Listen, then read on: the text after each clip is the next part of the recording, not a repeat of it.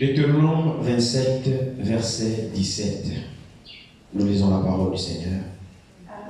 Deutéronome, chapitre 27, verset 17.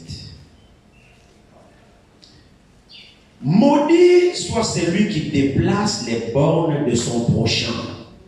Et tout le peuple dira Amen. Amen. Nous prenons Deutéronome 19, verset 14. Deutéronome 19, verset 14.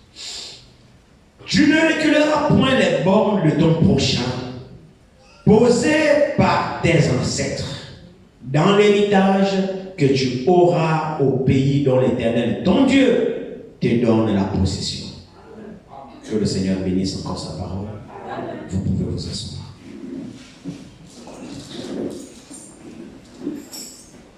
Il m'a paru encore bon et conduit encore ce matin de revoir encore ce que nous avons vu mercredi pendant que je cherchais la face du Seigneur dans ma méditation. Je dis il y aura encore quoi ce matin et la pensée a plus pesé sur le message de mercredi et j'ai cru bon de me laisser conduire par lui.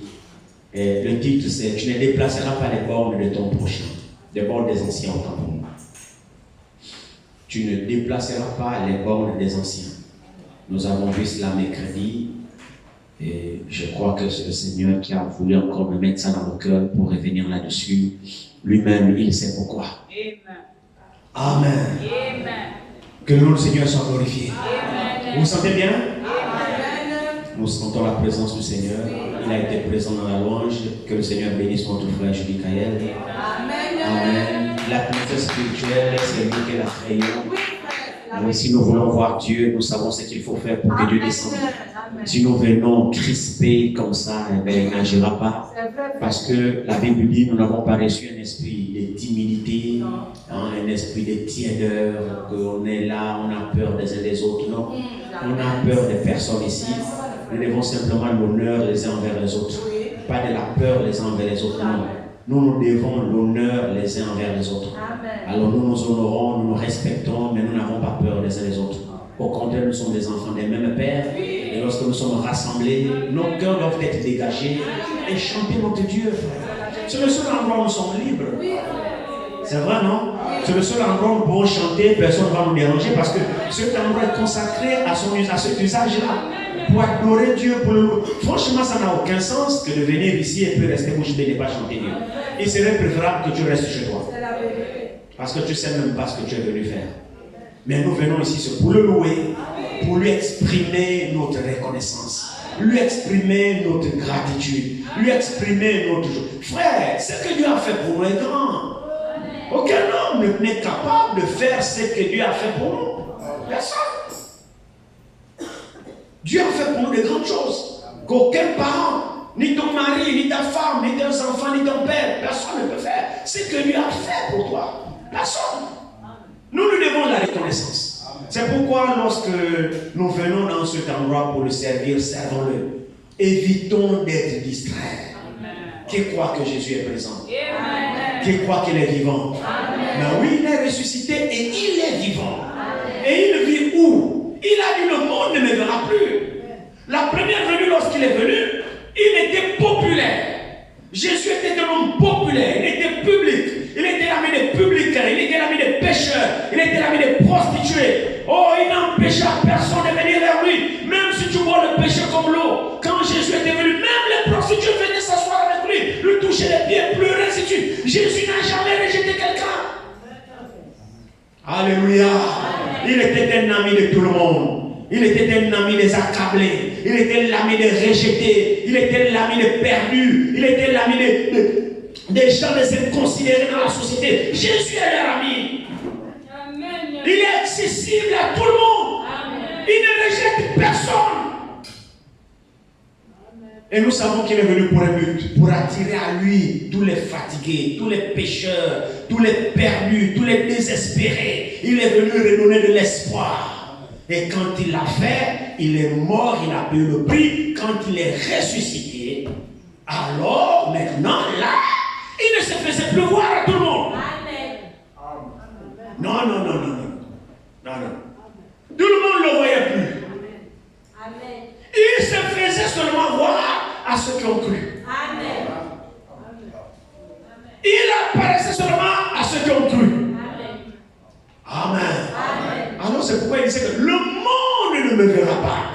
Mais vous, vous me verrez. Ce sont des écritures que nous devons expérimenter.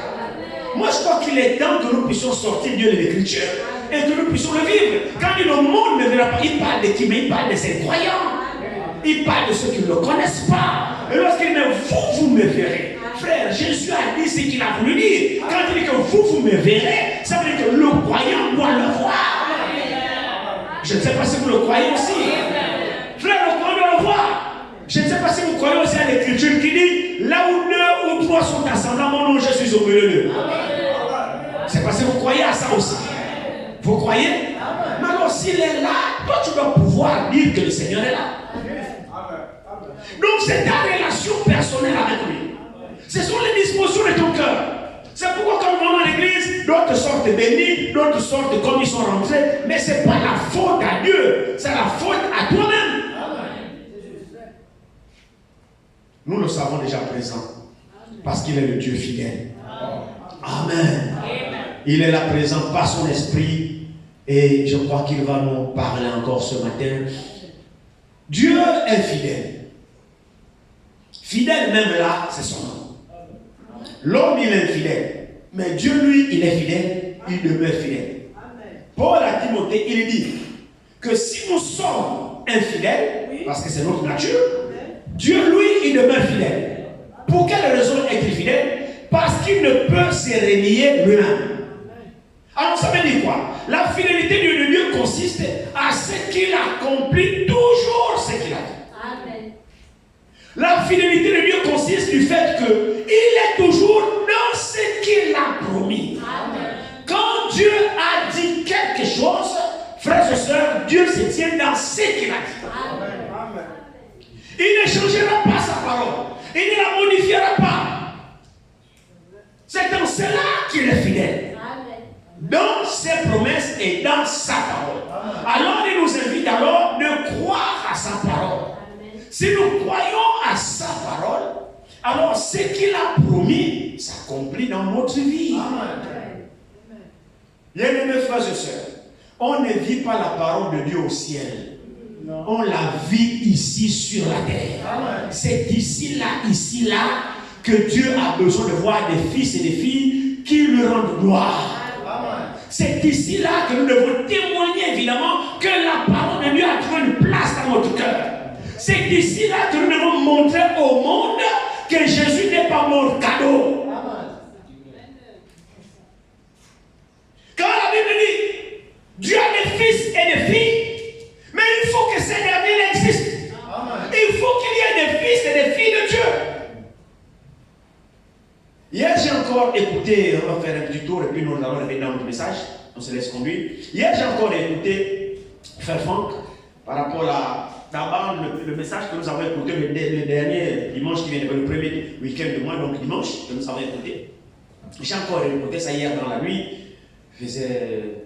Avec le couple qui est actuellement là, ça devient compliqué. Ça devient vraiment compliqué. Alors je l'ai écouté, puis il y a le verset, il a dit quelque chose de particulier. Retournons un peu rapidement là-bas. Dans 2 Corinthiens 6, ici, il avait dit, ce dimanche-là, ici, 2 Corinthiens 6, il dit ici,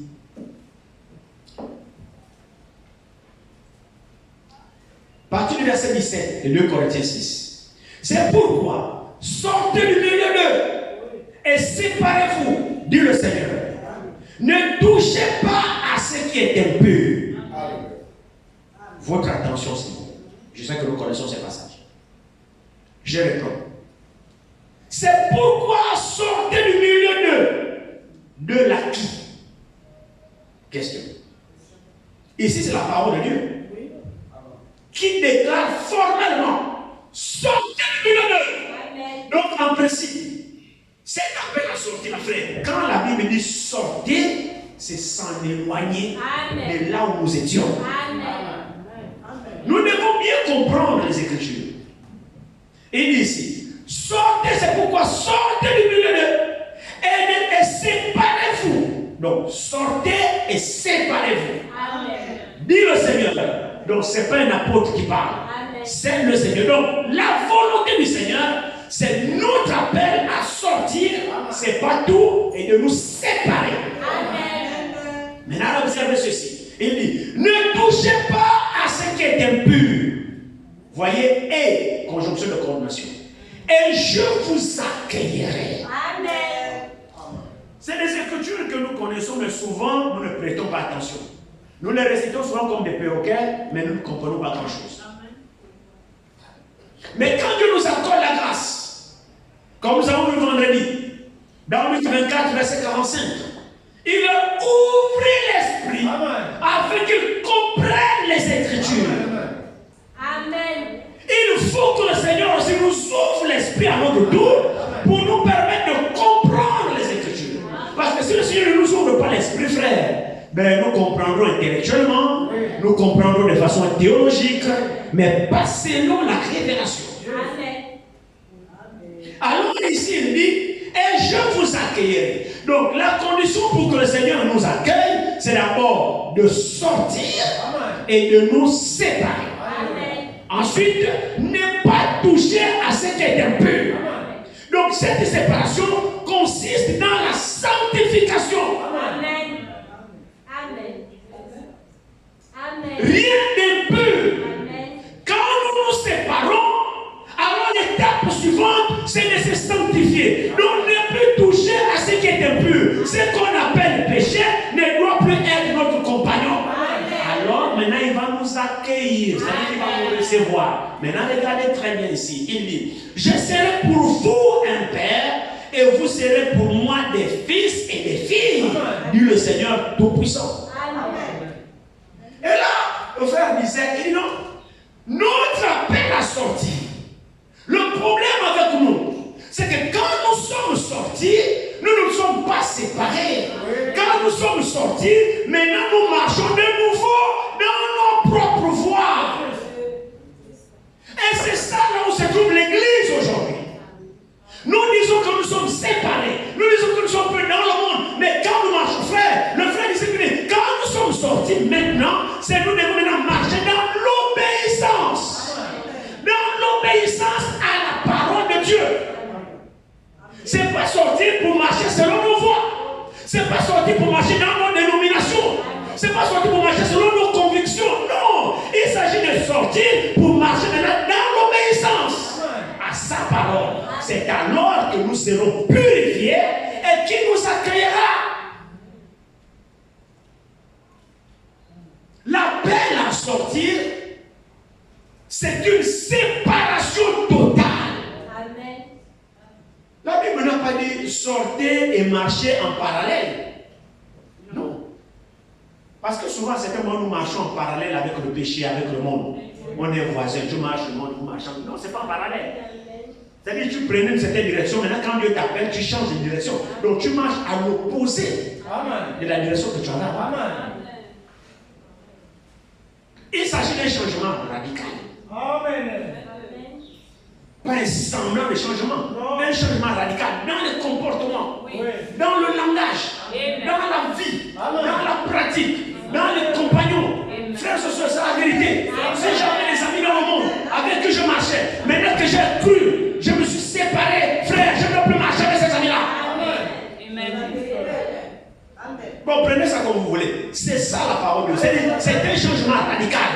L'ami là. C'est pas mon ennemi. Non. J'ai dit à l'ami que maintenant je suis chrétien. Des choses que toi on faisait avant, je ne suis pas là. Si tu veux marcher avec moi, alors tu me suis. Si tu ne veux pas, va ton chemin. Moi je passe par là. Frère, il nous manque la conviction. Il nous manque la prise de décision. Je ne sais pas de qui on a peur, si c'est des amis ou des copines ou de quoi. J'en sais rien. Mais craignons plutôt Dieu qui nous a appelés. Et quand Dieu appelle, il appelle une séparation totale. Et cette séparation doit être visible. C'est-à-dire que des amis à toi doivent constater qu'il y a vraiment un changement radical. Ce n'est pas des jeux qu'on fait là. Comment Dieu va nous accueillir? Il faut une séparation totale.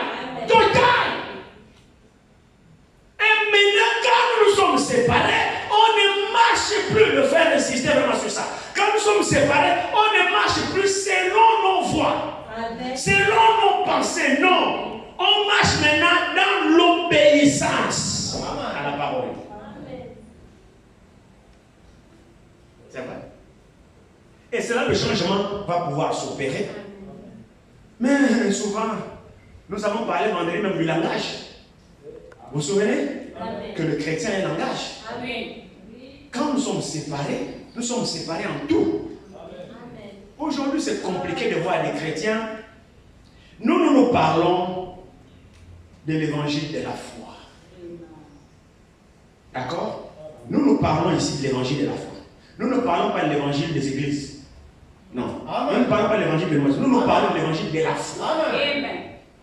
L'évangile de la foi, c'est l'évangile de Jésus-Christ. C'est l'évangile qui transforme. Amen. Quand nous croyons, cette foi nous transforme. Et nous marchons conforme à la parole de Dieu. Et nous sommes prêts pour l'enlèvement. Parce qu'il y a plusieurs évangiles qui sont prêchés, qui ne sont pas des évangiles de la foi. Ce ne sont pas les évangiles qui opèrent une séparation. Je parlais à la maison, j'ai donné témoignage avec ma fille. Nous avons beaucoup parlé toute la journée hier alors que ma femme était sortie. J'ai parlé avec ma fille Sephora la journée. Et puis là, je lui ai donné témoignage de quelqu'un, de mon neveu. Quand il avait eu le bac, il est venu chez moi. Il a étudié chez moi, et ainsi de suite. Tout ça. Aujourd'hui, il est enseignant, prof de musique. Et puis, il avait aussi sa fiancée. C'était des dénominationnels. Oui. Les dénominationnels là-bas. Ils sont venus. Et j'ai accueilli aussi sa fiancée. Je leur ai dit, vous ne vous touchez pas. Vous restez dans ma maison jusqu'au mariage. Et tout. Et maintenant, vous pouvez aller chez vous. Ils ont vraiment respecté. Alors, vous parlez des dénominationnels qui craignent Dieu. Oui. Ce jeune couple-là en était un. Oui. Je vous le dis, hein. Il s'agit de mon propre neveu, dans ma propre maison. Dénominationnel, hein? Mais qui avait la crainte de Dieu à leur niveau. Bien sûr. Et vivaient une vie de sanctification. Une vie de sanctification. Ils étaient dans leur église Béthanie, là-bas, tout ça. Ils n'ont jamais cru le message. Ils étaient dans ma maison, j'ai présenté le message. Ils n'ont jamais cru le message. Ils ont évolué dans leur dénomination, mais avec une vie assez rangée.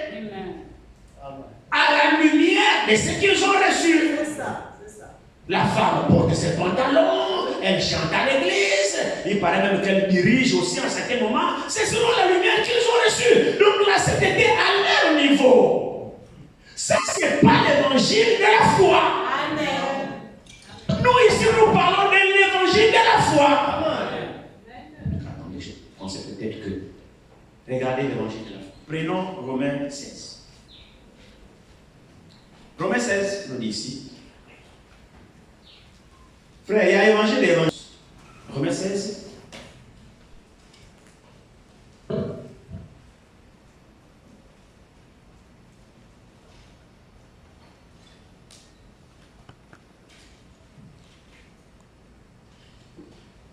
Romains 16, ici.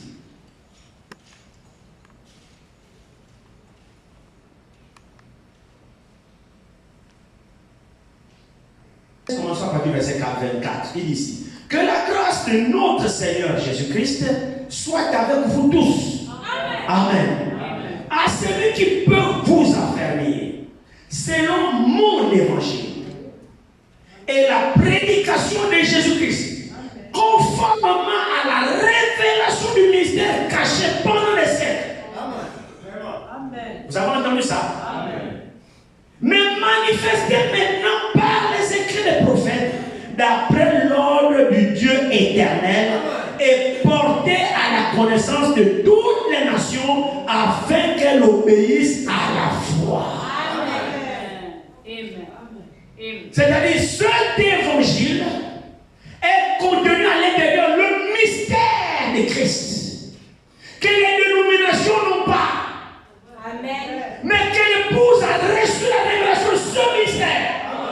Et c'est ce mystère, lorsque cet évangile de la révélation du mystère de Christ vous est apporté, alors cela apporte la foi et l'obéissance. C'est cet évangile-là. Et c'est un évangile de séparation. Parce que Christ est la parole. Pour en revenir à notre Bible dit ici que tu ne déplaceras pas les bornes établies par tes ancêtres dans l'héritage de ton prochain. Et nous avons vu mercredi à cette interdiction. Retournons rapidement ici. Retournons rapidement dans Deutéronome ici. Deutéronome 29 d'abord ici. Pardon. Deutéronome 19 d'abord. Verset 14. Qu'est-ce qui est écrit ici?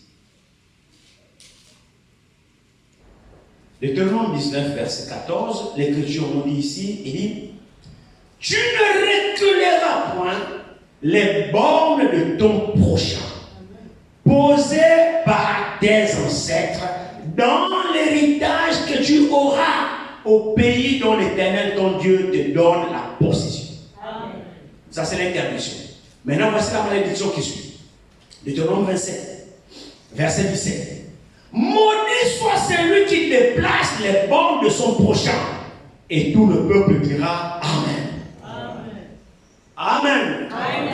Vous voyez que c'est quelque chose que le Seigneur attache l'importance. Et comme nous avons vu mercredi, que vous pouvez voir cela dans le domaine naturel. Que qu'est-ce qu'il y a de si important dans les bornes?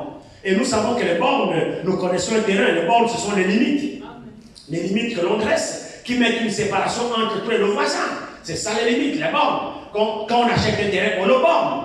Donc ça, ton terrain est délimité par des bornes. Alors on ne doit pas franchir. Si quelqu'un essaie d'empiéter au-delà de la borne, il est déjà dans ta portion de terre. Et la personne cherche des problèmes. Alors on peut se dire, mais pourquoi, qu'est-ce qu'il y a à reculer des bornes au point où il y a même une malédiction attachée à celui qui reculera la borne de son prochain?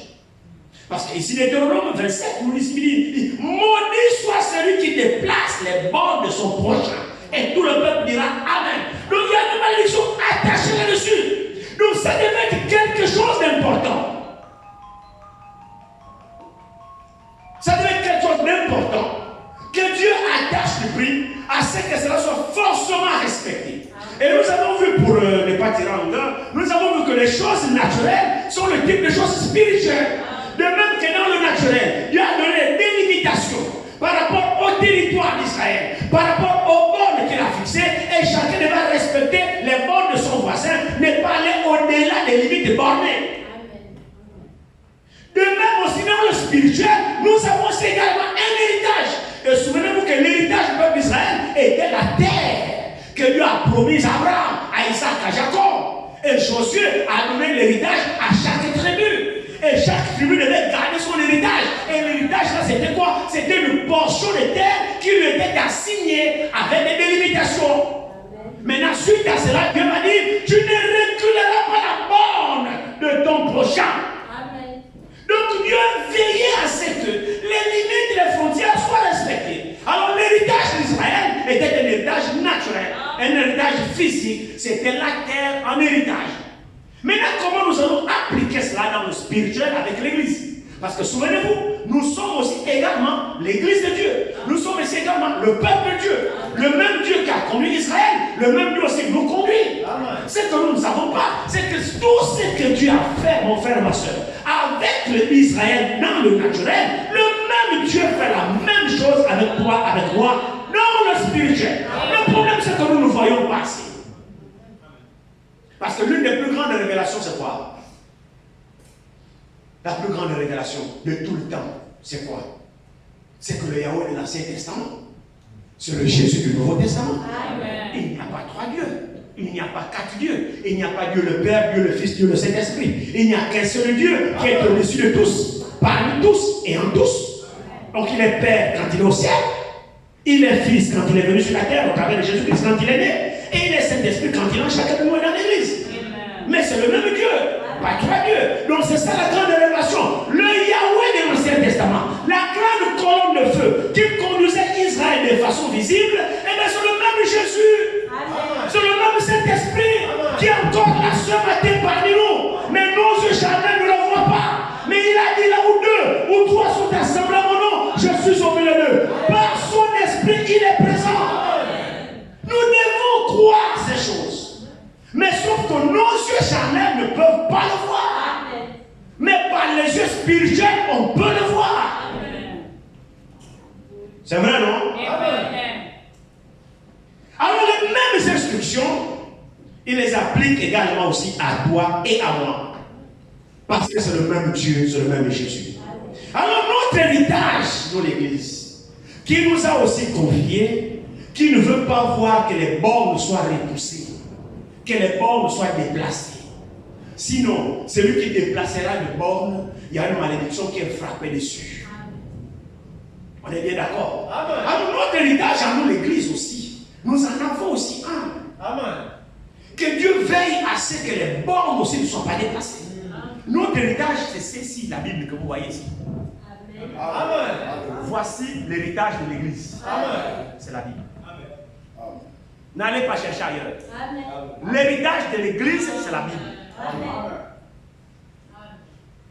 Que le Seigneur vraiment nous aide à mieux comprendre ces Alléluia. choses. Ton héritage et mon héritage, c'est la Bible. Amen. La parole de Dieu. Amen. L'ordre aussi a été donné de ne pas déplacer les bornes. Amen.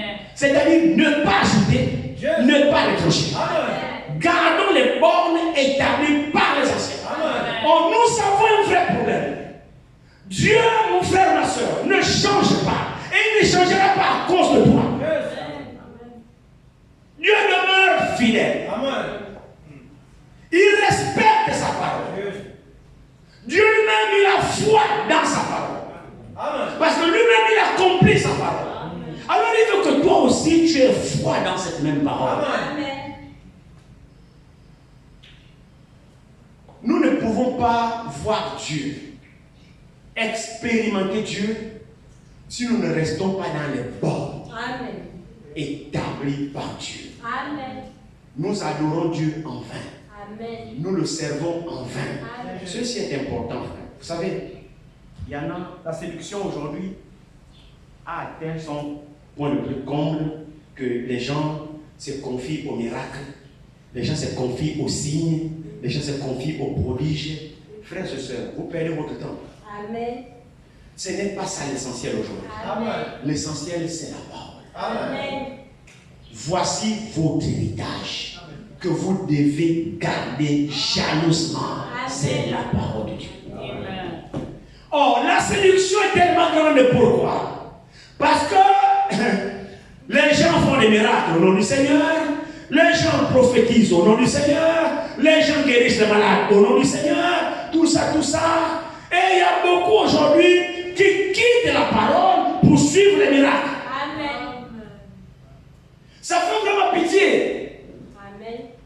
Il y a des gens qui quittent la parole pour aller chez les charlatans spirituels, c'est comme ça que moi je les appelle. Ce sont des charlatans spirituels. Ils ont la Bible, mais ce ne sont pas des hommes de Dieu. Amen.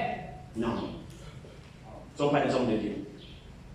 Vous savez, Dieu a placé ce qu'on appelle les talons, c'est-à-dire le patron, un modèle. Amen. Dieu a placé un modèle. Et tous ceux qui viennent, on doit les jauger à ce modèle. Amen. Juste. Quiconque ne se conforme pas à ce modèle-là est faux. Peu importe tout ce qu'il fait. Amen. C'est ça ce que l'Église a besoin de pouvoir comprendre. Vous savez, Dieu est tellement bon pour ses enfants que Dieu ne veut pas que nous soyons séduits. Le problème de la séduction, c'est un problème que Dieu lui-même a pris ça en main. Amen. Il ne veut pas que son peuple soit séduit. Alors qu'est-ce qu'il a fait? Il a mis les garde-fous pour que son peuple à lui ne soit pas séduit. Amen. Mais aujourd'hui, nous laissons séduire, c'est parce que nous n'écoutons pas les conseils de Dieu.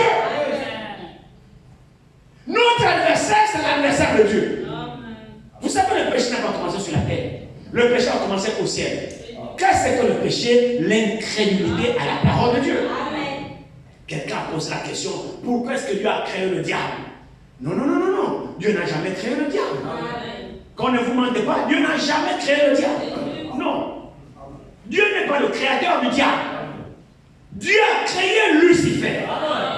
Lucifer, c'est l'ange de lumière, l'ange de l'aurore, parfait en beauté. Le jour où il fut créé, c'était un chérubin protecteur aux ailes déployées. Oui, c'est juste. Frères et sœurs, tout ce que Dieu a créé est bon. C'est ce que Genèse dit. Tout ce que Dieu a créé est bon, et même très bon. Donc il comprit même Lucifer. Lucifer était créé parfait en beauté.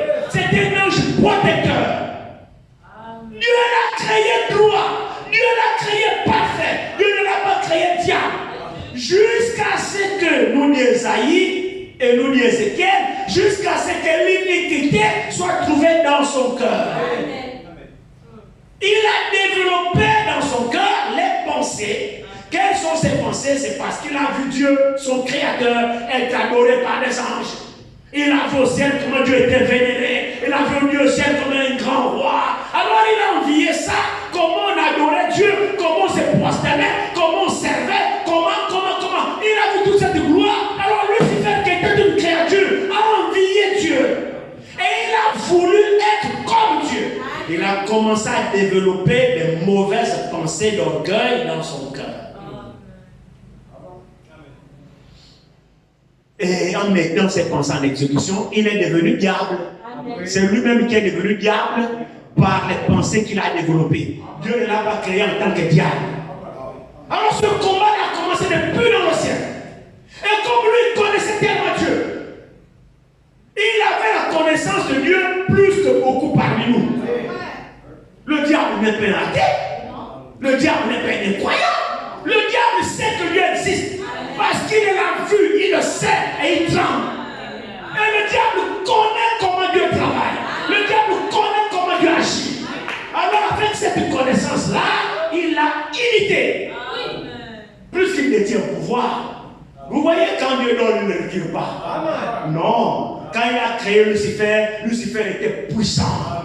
Malgré sa désobéissance, Dieu n'a pas retiré cette puissance, il a laissé comme ça. Mais ne vous inquiétez pas, frère.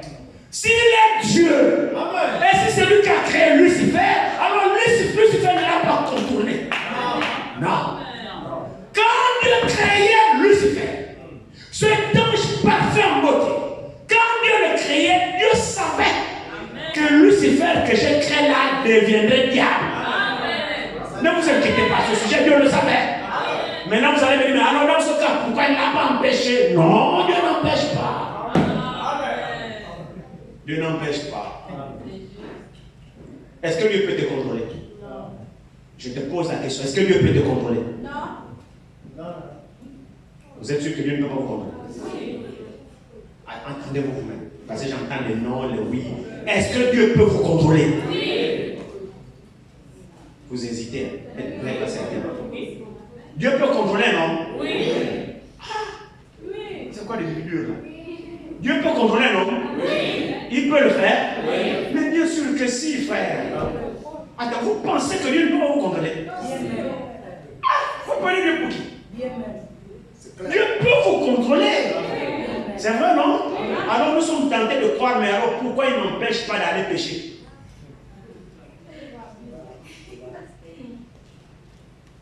Est-ce que ça aussi c'est vrai? Plus qu'il a le contrôle sur moi. Quand je calcule que voici le plan que je vais faire, Dieu le sait, non? Dieu le sait, non? Mais il peut user de toute sa puissance pour dire il ne le fait pas. Vrai ou faux? Mais il ne le fait pas. Il te laisse. Il te parle simplement. Il ne t'impose pas. Il dit tu veux, tu fais, mais je te dis ne le fais pas. Il te parle. Il a la capacité de t'empêcher de faire ça. Mais il te laisse le libre arbitre, tu fais ce que tu veux. Donc Dieu agit sur la base du libre arbitre. Quand bien même il peut t'imposer, il ne le fait pas. C'est pourquoi avec une question de choix, Dieu te laisse le choix de le choisir. Dieu n'impose à personne. Alors s'il le fait aujourd'hui, mais sache que c'est comme ça qu'il a fait à Lucifer aussi. Lucifer a développé ses pensées, Dieu lui a laissé faire. Amen. Comme il te laisse faire aujourd'hui ce matin. C'est vrai, non? Amen. Hier, quand tu mentais là, de cette façon, tu n'as pas dit, mais pas menti. Si. Mais tu as quand même menti, non? C'est ça. Amen. Dieu n'impose à personne. C'est le choix de chacun. Mais Dieu savait que Lucifer ferait une telle chose. Alors Lucifer a imité Dieu dans la séduction parce qu'il voulait aussi être Dieu. Alors il a eu un certain pouvoir. Il détient le pouvoir plus que tous les hommes. Aucun homme sur la terre n'a le pouvoir que le diable a. Aucun homme sur la terre n'a le pouvoir que Lucifer a. Le seul qui peut combattre Lucifer, c'est Dieu son créateur. Ah, ça je vous l'apprends. Donc si vous faites le malin avec lui, frère, vous ne pouvez pas. Si vous n'avez pas Dieu, vous ne pouvez pas tenir devant le diable. Vous ne pouvez pas. Le seul qui peut combattre le diable, c'est Dieu. Alors pour le vaincre, ayez Dieu. Si vous n'avez pas Dieu, laissez-le tranquille. voyez là. Ne faites pas le malin. Ah, je suis chrétien, je suis chrétien. Mais tu es chrétien, tu bois le vin. Tu es chrétien, tu fumes. Tu es chrétien, tu mens. Tu es chrétien, tu es un voleur. Seulement la Bible sous les essais, tu viens à l'église et tu vas aller chasser le diable. Je te déconseille. Je te déconseille ça, frère. Pour l'amour de Dieu, ne le fais pas. Le diable va te bastonner. Parce qu'il sait que tu parles seulement, tu n'as pas Dieu. Il va te bastonner. Il va te faire ce qu'ils ont fait au fils de Séba. Les fils de Séba ont vu Paul chasser les démons. Au nom de Jésus, le diable a même pas avec Paul. Alors les fils de Séba observaient. Et aussi, ils ont dit, non, c'est comme ça. Donc quand on dit le nom de Jésus, le diable fit. Bon, on part expérimenter. Ils sont allés expérimenter chez un malade, un fou. Au nom de Jésus qui prêche Paul. Même leur formation montre qu'ils ne le connaissaient pas. Amen. Au nom de Jésus qui prêche Paul, sort. Le diable joue sur l'oreille. Au nom de Jésus qui prêche Paul, sort. Quand ils ont dérangé, le diable a dit, bon, attendez. Je connais Jésus. Je sais aussi qui est Paul. Mais vous là, moi je ne vous connais pas. Vous êtes qui vous me dérangez? Vous me chassez en tant que qui? Si Paul me chassait, l'autre terme, si Paul me chassait, c'est parce que Jésus était en lui. Alors je voyais Jésus dans Paul. Et je sais que Paul était un vrai croyant. Donc je connais Jésus, je connais Paul, que Paul était un vrai. Mais vous là, le Jésus qui m'a bastonné, je ne le vois pas en vous. Pourquoi vous me dérangez? La Bible dit que les démons sont sortis du malade et ont bastonné les 7 garçons. Déchirés, les amis sont partis nus. Non? On ne joue pas avec le diable. Si vous n'êtes pas sûr que vous avez Dieu, laissez le diable là où il est. Ne le provoquez pas. Alors Dieu connaît le diable. Dieu connaît que le diable manipule la parole et avec ça, il séduit son peuple. Le diable séduit le peuple de Dieu par le moyen de la parole et des miracles qui lui ont été accordés de pouvoir faire. Nous, aujourd'hui, qui nous confions aux miracles, nous sommes séduits sans le savoir. Amen. Vous savez, Dieu a mis tellement de garde-fous, pour en revenir à notre passage, des garde-fous, vous savez, même dans l'Ancien Testament. J'étais en train de dire que Dieu veille à ce que son peuple ne soit pas séduit. Non. Dans l'Ancien Testament, Dieu savait que le diable imite tout. Alors, pour éviter que le peuple ne soit trompé, Dieu a instauré ce qu'on appelait les Urim et les Thummim. Amen. Amen. Amen. Les Urim et les Thummim. Qu'il a instruit à Pharaon, que Pharaon devait porter cela sur un tablier, sur son pectoral. Et c'était les Urim et les Thummim, ce sont les 12 pierres. Les 12 pierres, et chaque pierre portait le nom de l'enfant de Jacob, selon les 12 tribus d'Israël. Les 12 tribus d'Israël, c'est les 12 tribus qui portent le nom de chaque enfant de Jacob. Jacob a eu 12 fils. Ce sont ces 12 fils-là qui ont peuplé la nation israélite que vous voyez là. Il n'y a que 12 tribus. Donc chaque fils a une tribu. Chaque fils une tribu. Et les tribus là portaient le nom de chacun d'eux. Vous avez Ruben, vous avez Dan, vous avez Azer, vous avez Zabulon, vous avez Nephtali, vous avez Judas, vous avez tous les enfants d'Israël qui correspondaient aux 12 tribus d'Israël. Donc il y avait 12 pierres et chaque pierre portait le nom d'un enfant d'Israël. Et Aaron, qui était le souverain sacerdoce, devait les porter sur son pectoral. Et les pierres là était équipé d'une lumière surnaturelle. Alors Dieu a mis en garde son peuple que parmi vous, si quelqu'un a un songe, quelqu'un a une révélation, comme nous avons aujourd'hui, pour ne rien, Dieu m'a parlé, frère, j'ai fait, Dieu m'a parlé, Dieu m'a dit, c'est devenu un slogan, Dieu m'a dit, le diable t'a dit oui. Quand vous arrivez quelque part, les prophètes m'ont dit, Dieu m'a dit, je veux quelqu'un, Dieu m'a dit. Alors Dieu savait, frère, Dieu est sage. Pour que son peuple ne soit pas trompé, Dieu avait dit que s'il y a un prophète qui vient vous prophétiser au nom de l'Éternel, ou quelqu'un a eu un songe, que j'ai vu un songe au nom de l'Éternel, ou Dieu m'a dit ceci, Dieu a dit au peuple, ne croyez pas bêtement.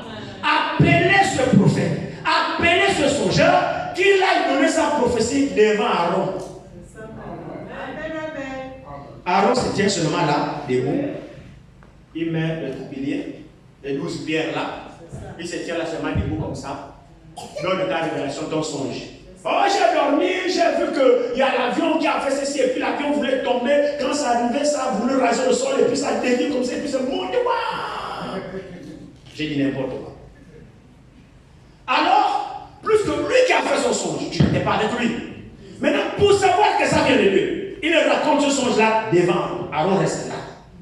Avec le pectoral de 12 pierres, selon les 12, le nombre des enfants d'Israël.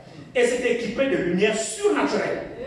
Donc, si ça vient de Dieu, Dieu lui-même, comment il fait dans le ciel là-bas, il actionne par la puissance surnaturelle. Aaron ne connaît pas là où on a pris le bouton de ces lumières-là. Il ne connaît pas ces pierres-là. Les 12 se mettent à clignoter, ça s'allume sur lui. 12 lumières, ça clignote comme ça. Les 12 s'allument. Pas 11, pas 10. Et bien sinon, les 12 doivent s'allumer au même moment. Et vous tous là, vous voyez, le songeur est là avec son songe. Alors, les Urim et les Thummim s'allument. Le Urim et Thummim, ça veut dire lumière et perfection. Donc, ce sont des lumières parfaites qui viennent de Dieu. Donc, ça s'allume pour dire que la révélation est parfaite. Ça vient de Dieu. Alors, les lumières s'allument, les 12 s'allument. Alors, à partir de ce moment-là, tout le peuple peut voir que oui, ça là, ça vient de Dieu. Vous croyez? Mais si les lumières ne s'allument pas, même si le songe semble sincère, même si son expérience est vraie, si les 12 lumières ne s'allument pas, ce n'est pas Dieu. Pourquoi Dieu a fait cela? C'est pour veiller à ce que son peuple ne soit pas égaré, que son peuple ne soit pas trompé. Frère, vous ne voyez pas l'amour de Dieu? Pourquoi Dieu faisait cela? Mais c'est parce que Dieu ne veut pas que nous soyons séduits. La séduction est grande. Le diable agit. Le diable a ses instruments. Le diable a ses envoyés. Frère, comme disait mon frère, vous ne verrez jamais venir devant vous. Si vous dites, oh non, vous me voyez là, c'est le diable qui m'a envoyé. Personne ne dit. Tout le monde vient toujours au nom de Dieu. C'est vrai, non? Toujours, Dieu m'a dit. Oh, Dieu m'a appelé, j'ai un appel de Dieu. Oh, j'ai senti, Dieu m'a appelé, Dieu m'a confirmé. Toujours Dieu. Dieu dit d'accord. Mais pour les identifier, ayez toujours recours à l'Urim, à Thummim. Amen. Et le messager dit, aujourd'hui, l'Urim et Thummim existent. L'Urim et le Thummim aujourd'hui, c'est la Bible. Oh. Donc le même Dieu qui veillait sur Israël dans le naturel, le même Dieu veille sur toi et moi. Il nous a donné sa parole, qui est l'Urim et le Thummim. Tout enseignement, toute expérience, toute prophétie, tout comportement ramène à la parole. Pour voir si c'est Dieu. Si ce n'est pas Dieu, jetez ça à la poubelle. Dieu n'a pas changé, frère. Et beaucoup parmi nous aujourd'hui, la séduction que le Seigneur va m'amener, la séduction aujourd'hui ne se trouve plus dans la dénomination, frère. Nous n'avons pas compris aujourd'hui la raison de la venue du prophète. C'est triste à dire. Nous n'avons pas compris la venue de l'arrivée du prophète. Le prophète n'est pas venu avec une nouvelle religion. Non. Parce qu'aujourd'hui, c'est vraiment, ça fait mal. Oui, c'est juste. Ça fait tellement mal. Vous partez dans des églises, soi-disant du message. Premier signe qui frappe, ce sont les photos derrière la chaîne. Je sais que ça me vaut des critiques, je sais.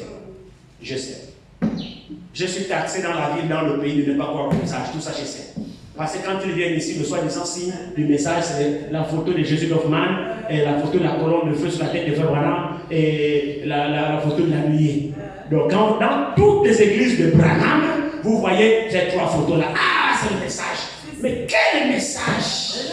Il prêche quoi? Est-ce que c'est les photos qui montrent que vous avez reçu le message? Non. Frère, non. Le message, d'abord, c'est quoi le message? Parlons un peu. Oui. C'est quoi le message? Pas le message, mais croyons le message. C'est quoi le message? Mon frère, ma soeur, si vous séparez le message de la Bible, alors vous êtes perdus. Les gens pensent qu'il y a la Bible et il y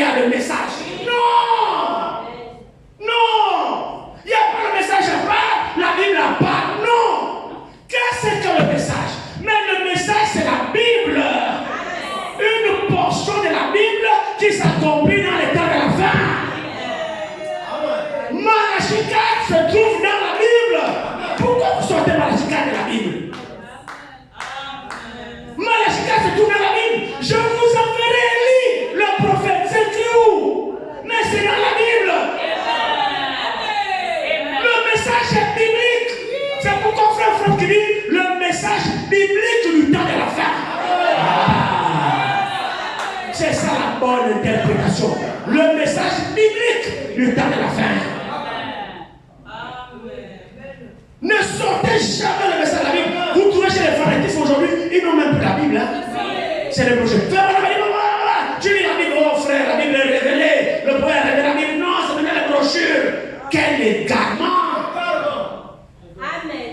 Mon frère, ma soeur, Branham n'est pas plus grand que la Bible. Oh! Dieu nous aide. Dieu soit loué que c'est un vrai prophète. Un vrai prophète qui est dans la main de Jésus-Christ. Jésus a utilisé cet homme plus qu'aucun autre prophète. Laissez-moi vous l'apprendre. La manière dont Dieu a utilisé Branham, jamais un prophète n'a jamais été utilisé comme ça sur la terre. Même pas Moïse. Pour la simple raison que Branham avait le ministère de Dieu dans la chair. Le ministère du Fils de l'homme. Oh, le Fils de l'homme, c'est Dieu dans la chair. Et Branham avait l'incarnation de Jésus, de son ministère. Alléluia. C'est pourquoi vous allez remarquer une chose, que mettons Branham à sa place. Et mettons Jésus à sa place. Parce que nous devons déplacer les bornes. Établis par les anciens. Les bornes là sont valables jusqu'à ce matin. Les bornes, c'est l'écriture. C'est vrai, non? Jésus a dit, en vérité, je vous le dis, de tous ceux qui sont nés des femmes, il n'y a pas de plus grand que Jean. Amen. C'est vrai, non? Mais il ne s'est pas arrêté là. Il dit, mais le plus petit dans le royaume de Dieu est plus grand que lui. Le plus petit dans le royaume de Dieu est plus grand que lui, c'est-à-dire le dernier dans le royaume. Donc le dernier, le plus petit sur le dernier. Donc le dernier messager dans le royaume est plus grand que Jean. Oui, mon frère, ma soeur. Jean-Baptiste a eu la grâce de reconnaître Dieu dans la chair et de pointer, voici le lieu qui ôte le péché du monde. C'est vrai, non? Mais Jean-Baptiste n'a pas le ministère de Jésus. Jean-Baptiste a dit qu'il croit, c'est comment je diminue. Mais Branham, mon frère, ma soeur, Dieu nous a visités au temps du soir. Branham, c'est la doublure de Jésus. C'est la vérité, frère. Branham pouvait dire, vous allez voir Jésus aujourd'hui en costume en cravate. Il le déclarait. Il tourne le dos dans la salle. Il discerne les pensées. Pendant que Branham prêche, vous pensez ce que vous pensez. Branham fait la même chose que Jésus. Il dit, pourquoi vous pensez comme ça? Il y a quelqu'un qui pense ceci pendant que je parle. Je ressens vos pensées ici. Croyez-moi, je ressens vos pensées. Ne pensez pas comme ça. Je suis votre frère. Souvenez-vous qu'il peut me communiquer ce que vous pensez. Qu'est-ce que c'est? Le ministère du Fils de l'homme. Branham était un grand prophète. Mais désolé, c'est Jésus qui le mettait en mouvement. Branham n'est pas plus grand que Jésus. C'est pas Branham qui a envoyé Jésus, c'est Jésus qui a envoyé Branham. Alors l'envoyé ne peut pas être plus grand que l'envoyé. C'est pas possible. Et vendredi, je vous ai donné la démonstration de la limite de Jésus. La Bible dit qu'il est dans Colossiens. Il est la plénitude de la divinité. La plénitude de tout Dieu. Tout Dieu. Dieu est esprit, non? L'esprit ne se mouve au-dessus des autres. Dieu est esprit, il habite une lumière inaccessible, laisse dessus. Reste rempli d'esprit, c'est Dieu là-bas, Elohim, l'être surnaturel. Donc tout Dieu là, tout, sans même le reste. Est-ce que l'église est là? C'est pas moi qui le dis, c'est les Saintes Écritures. Ce sont les bornes. La borne dit, hein, tout Dieu a habité corporellement. Corporellement. Et ça fait de lui qu'il est l'image du Dieu invisible. Comme nous avons reçu l'enseignement ici par notre précieux frère Jésus, nous sommes faits à l'image. Hein? Nous avons été créés à l'image. Mais lui, il est l'image. C'est deux choses différentes. Donc il est même la représentation physique et visible du Dieu invisible. En lui habitait corporellement toute la plénitude de l'esprit. Donc il n'a pas l'esprit avec mesure. C'est vrai, non?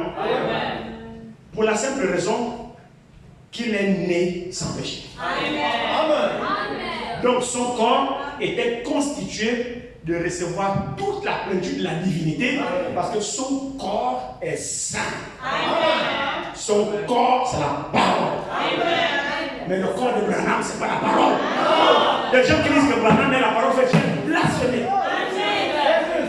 Écoutez-moi très bien. Jean 1, verset 14. Et la parole a été faite chair. Ce n'est pas Branham. Non! Branham n'est pas parole faite chair. Toute la parole qui est due au commencement a été faite chair. Jésus. La différence qu'il y a dans cette histoire, c'est quoi? C'est que Jésus est toute la parole faite chair. Amen. Maintenant, Jésus vient en nous. Amen. Nous devenons maintenant la parole. En mouvement. Mais nous ne sommes pas la parole faite chair. La parole faite chair, c'est Dieu lui-même. C'est pas Branham. C'est pas Branham. Quand vous dites que Branham n'a pas fait chair, vous blasphémez. C'est pourquoi vous avez remarqué que Branham a reçu une portion de l'esprit. Il n'avait pas tout l'esprit. C'est pourquoi vous avez remarqué que quand il est ouin, le Saint-Esprit, le ouin, il est KO après. Il doit dormir là. J'ai dit cette saison, il était en Afrique du Sud, tenir des réunions. C'est les plus grandes réunions qu'il a jamais eues en Afrique du Sud. Plus de 30 000 convertis en une réunion. Il dit, il passait, il restait sur l'estrade. Il a fait 8 jours et 8 nuits sur l'estrade sans jamais quitter l'estrade. 8 jours et 8 nuits là. Il prêchait, priait. Il se fatigue, il dort derrière l'estrade là pour 2 heures. Il se repose pour 2 heures, fatigué. Il se réveille, il enchaîne pendant toute une semaine. Chaos, fini. Des fois, Billy le ramasse là, il part se réveiller à la maison. Pourquoi? Parce que le Seigneur a donné une petite dose, un peu de portion du Fils de l'homme qu'il a secoué. Et son corps n'est pas équipé pour recevoir, à supporter ça. Il ne peut pas supporter tout Dieu, il va mourir. Notre chair là, c'est une chair de péché. La chair, elle est faillible. Alors, quand il demande de nous sanctifier, c'est pour nous accorder une portion. Parce que le corps dans lequel nous sommes ne peut pas tenir la divinité de Dieu. C'est pas possible. On va s'exploser. C'est pas fait pour. Mais seul le corps, né par Marie, par la parole, ce corps est équipé pour que Dieu habite. Donc Jésus est le temple même de Dieu. L'habitation du Dieu vivant, c'est en Christ. Amen. Alléluia. Frère, ce Branham nous a ramenés dans les bornes posées par les anciens. Il ne nous a pas séparés des bornes établies par les anciens. Les gens sont simplement égarés. Aujourd'hui, on a placé Branham derrière les chairs. Non! Frère, enlevez Branham de la chair. Ramenez Jésus derrière la chair. Je sais que les moralistes ne peuvent pas écouter ça. Non. Qui travaillait dans Branham? C'est Jésus. Amen. Quelle est la raison de la mission de Branham? Branham est venu restituer ce qui a été. Juste. Amen. Pas mais c'est pourquoi croyez le message. Arrêtez-moi ces histoires. C'est juste. Vous êtes des chrétiens. Amen. Vous êtes des chrétiens.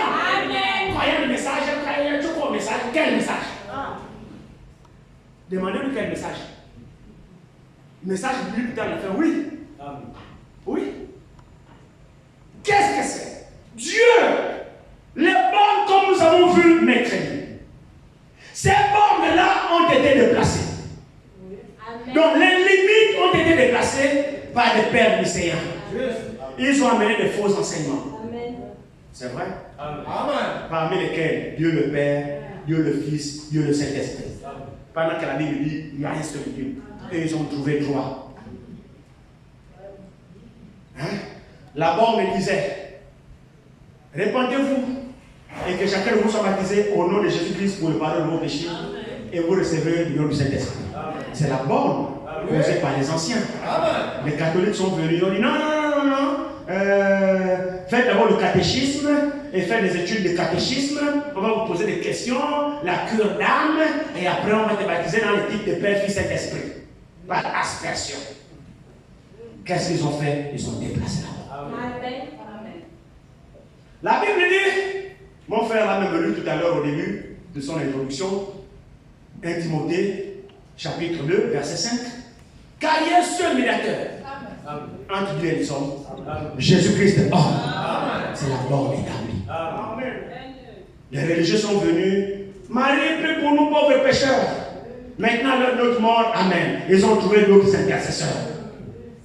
Quand il fait, ils ont déplacé la mort. Amen. Frère, il y en a plusieurs bornes comme ça qu'ils ont déplacées. Amen. Nous nous sommes arrêtés vendredi, par exemple, sur la borne d'un Corinthiens chapitre 11. Hein? Là où les femmes ne doivent pas prêcher. 1 Corinthiens 14. Les femmes doivent se taire, ne pas enseigner. Elles doivent écouter les instructions en silence. Si elles veulent se suivre, qu'elles aillent interroger leur propre mari à la maison. Car il est malséant pour une femme de parler dans l'église. Quand les femmes peuvent prêcher, ils ont déplacé la mort. Il y a plusieurs bornes qu'ils ont déplacées. À telle enseigne que la chose a été dépouillée dans tout son sens, que les Écritures étaient sens dessus. C'était un chaos total. Alors, Dieu va faire quoi? Allons-y rapidement ici. Prenons Matthieu 17. Matthieu 17, verset 11, nous lit ici.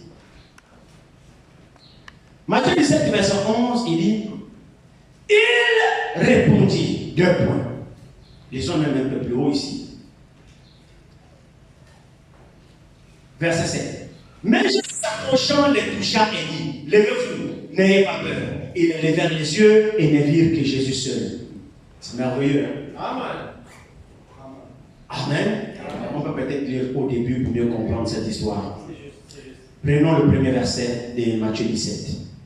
6 jours après, Jésus prit avec lui Pierre, Jacques et Jean, son frère. Et il les conduisit à l'écart sur une haute montagne. Il fut transfiguré devant eux. Son visage resplendit comme le soleil. Et ses vêtements devinrent blancs comme la lumière. Et voici Moïse et Élie leur apparurent, s'entretenant avec lui. Alléluia.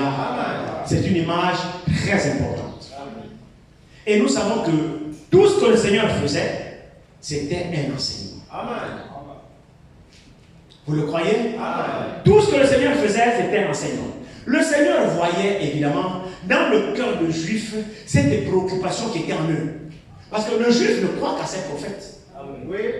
Et les plus 2 grands prophètes qui ont marqué l'histoire d'Israël, Israël a eu beaucoup de prophètes, mais les 2 plus grands qui ont marqué l'histoire d'Israël, c'est Élie et Moïse. C'est les 2 plus grands prophètes qui ont marqué l'histoire d'Israël. Pourquoi Moïse? Moïse est le libérateur. Celui qui les a sortis de l'Égypte pour les amener à la terre promise. Donc c'est un grand prophète. Pourquoi Élie? Élie est celui qui a rétabli l'autel et qui a lancé des filles aux 450% de Baal et 450% d'Astarté. Et que l'Éternel a confirmé qu'il est avec lui et ensuite il n'est pas mort, il a été enlevé vivant dans un char de feu. Donc cette histoire a marqué les Juifs. Donc ces 2 prophètes-là, ce sont des prophètes qui ont marqué les Juifs. Et dans la pensée des disciples, ces 2 prophètes effectivement occupaient une place importante, malgré la présence de Jésus, malgré les miracles de Jésus, malgré la puissance de Jésus. Frère, c'est la vérité. Dieu ne faisait pas les choses pour faire. Dieu voulait trancher la différence qu'il y a entre Jésus et les prophètes. Parce que dans le cœur des disciples, Moïse et Élie occupaient toujours une place. Jésus a dit, je vais régler cette histoire. Il dit, venez avec moi. Il a pris 3 témoins. Ces 3 témoins-là symbolisent 3 vertus. Pierre typifie la foi. Pour montrer qu'il faut toujours croire dans ce que vous allez voir. Gloire à Dieu. Jacques typifie l'espérance. Pour dire que espérez dans ce que vous allez voir. Et Jean typifie l'amour. Pour dire aimez ce que vous allez voir. Il les a amenés les 3. La foi, l'espérance et l'amour. Les a amenés sur la montagne. Et Jésus fut transfiguré. Il a pris sa forme glorifiée. Ils ont vu ces choses. Les 3 témoins. Donc la foi, l'espérance et l'amour. ont assisté à ça. Ce n'est pas suffisant. Jésus répondait à la préoccupation qui était dans leur esprit. Il a ramené en vie Moïse, il a ramené Élie, qui sont finis depuis 800 ans. 800 ans. Il a dit, Élie, viens, reste à mes côtés. Moïse, viens, reste là, parce que ces gens-là n'arrivent pas à comprendre que c'est moi qui vous ai envoyé. Malgré tout ce que je fais dans leur esprit, vous occupez toujours de place. Oh, Moïse a dit, Moïse a dit. Vous vous souvenez, non? Vous pouvez même dans Matthieu 23, malgré que Jésus était là. Moïse a dit, et tu peux le dans le prophète Moïse. Moïse a dit, Moïse a dit. Bon, allez, Moïse, viens. Dieu va témoigner. Plus que pour vous mettez Moïse mon égal, vous mettez Élie dans mon égal, alors maintenant Dieu va trancher entre Élie et Moïse et moi, qui est plus grand.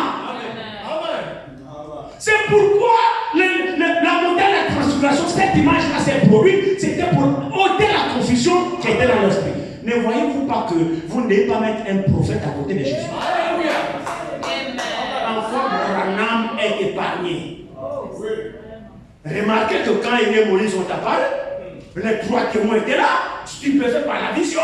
Ils ont dit, ah, Moïse, ah oui, nous nous souvenons de lui, c'est un grand prophète, il a des problèmes. Élie, ah oui, il est monté vivant, non, ça c'est un puissant prophète. Bon, ça c'est bien, hein, la foi. Vous êtes avec moi, non? La foi du monde, de temps en temps, on va croire à Moïse, il faut qu'on croie en lui, parce que bien typifie la foi, c'est la foi qui parlait là. Et bon, on va croire de temps en temps à Moïse, on va croire de temps en temps à Élie, de temps en temps à toi aussi, mais on va faire 3 églises. Parce qu'en fait, on a du mal à vous les partager. Vous êtes tous égaux devant Dieu. Pendant qu'il parlait, une voix s'est fait entendre. Celui-ci est mon fils. Il dit, regardez très bien ici. Il dit, verset 3. Et voici Moïse et Élie apparus sans prétenant avec lui. Pierre prenant la parole, dit, Pierre qui typifie la foi, dit à Jésus, Seigneur, il est bon que nous soyons ici. Et si tu le veux, je dresserai 3 tentes. Une pour toi, une pour Moïse, une pour Élie. Donc 3 églises. De temps en temps, nous écouterons Élie, c'est un grand prophète, c'est bien, souviens-toi.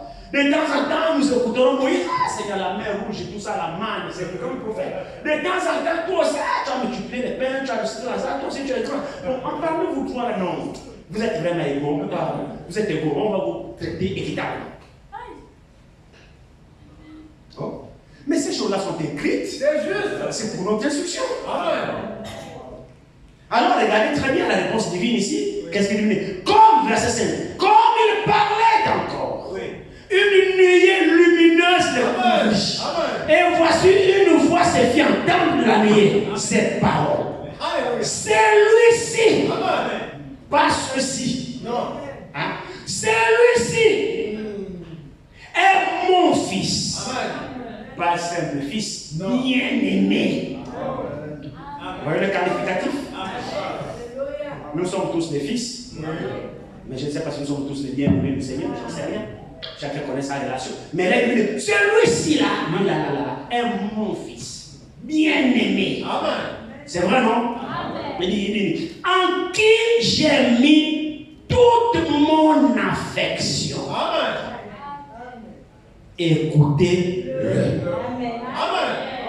Donc, celui-ci, j'ai mis tout mon amour, toute mon affection, tout qui est de donc, tout Dieu est en lui. En français facile. Lui que vous voyez là. Tout moi, je suis en lui. Tout moi, je suis en lui. Écoutez-le. Donc ça voulait dire quoi? N'écoutez pas Moïse. N'écoutez plus Élie. Il y a eu un temps où vous aviez écouté Moïse. Il y a eu un temps où vous avez écouté Élie. Mais maintenant, le temps d'Élie et de Moïse est révolu. C'est lui que vous devez maintenant écouter. Observez ceci, la fin de la vision. Lorsqu'ils entendirent cette voix, les disciples tombèrent sur leurs faces et furent saisis d'une grande frayeur. Mais Jésus s'approchant, les toucha et dit, levez-vous, n'ayez pas peur. Ils levèrent les yeux et ne virent que Jésus. Le débat a été clos, tranché. partir de ce moment-là, pour les disciples, il n'y avait plus de confusion dans le esprit. Mais d'où vient que nous avons encore la confusion jusqu'aujourd'hui? Mais Branham était dédaigné aussi. C'est vrai, non? Mais Branham avait l'esprit de ceux d'Élie là. Élie qui est apparu là.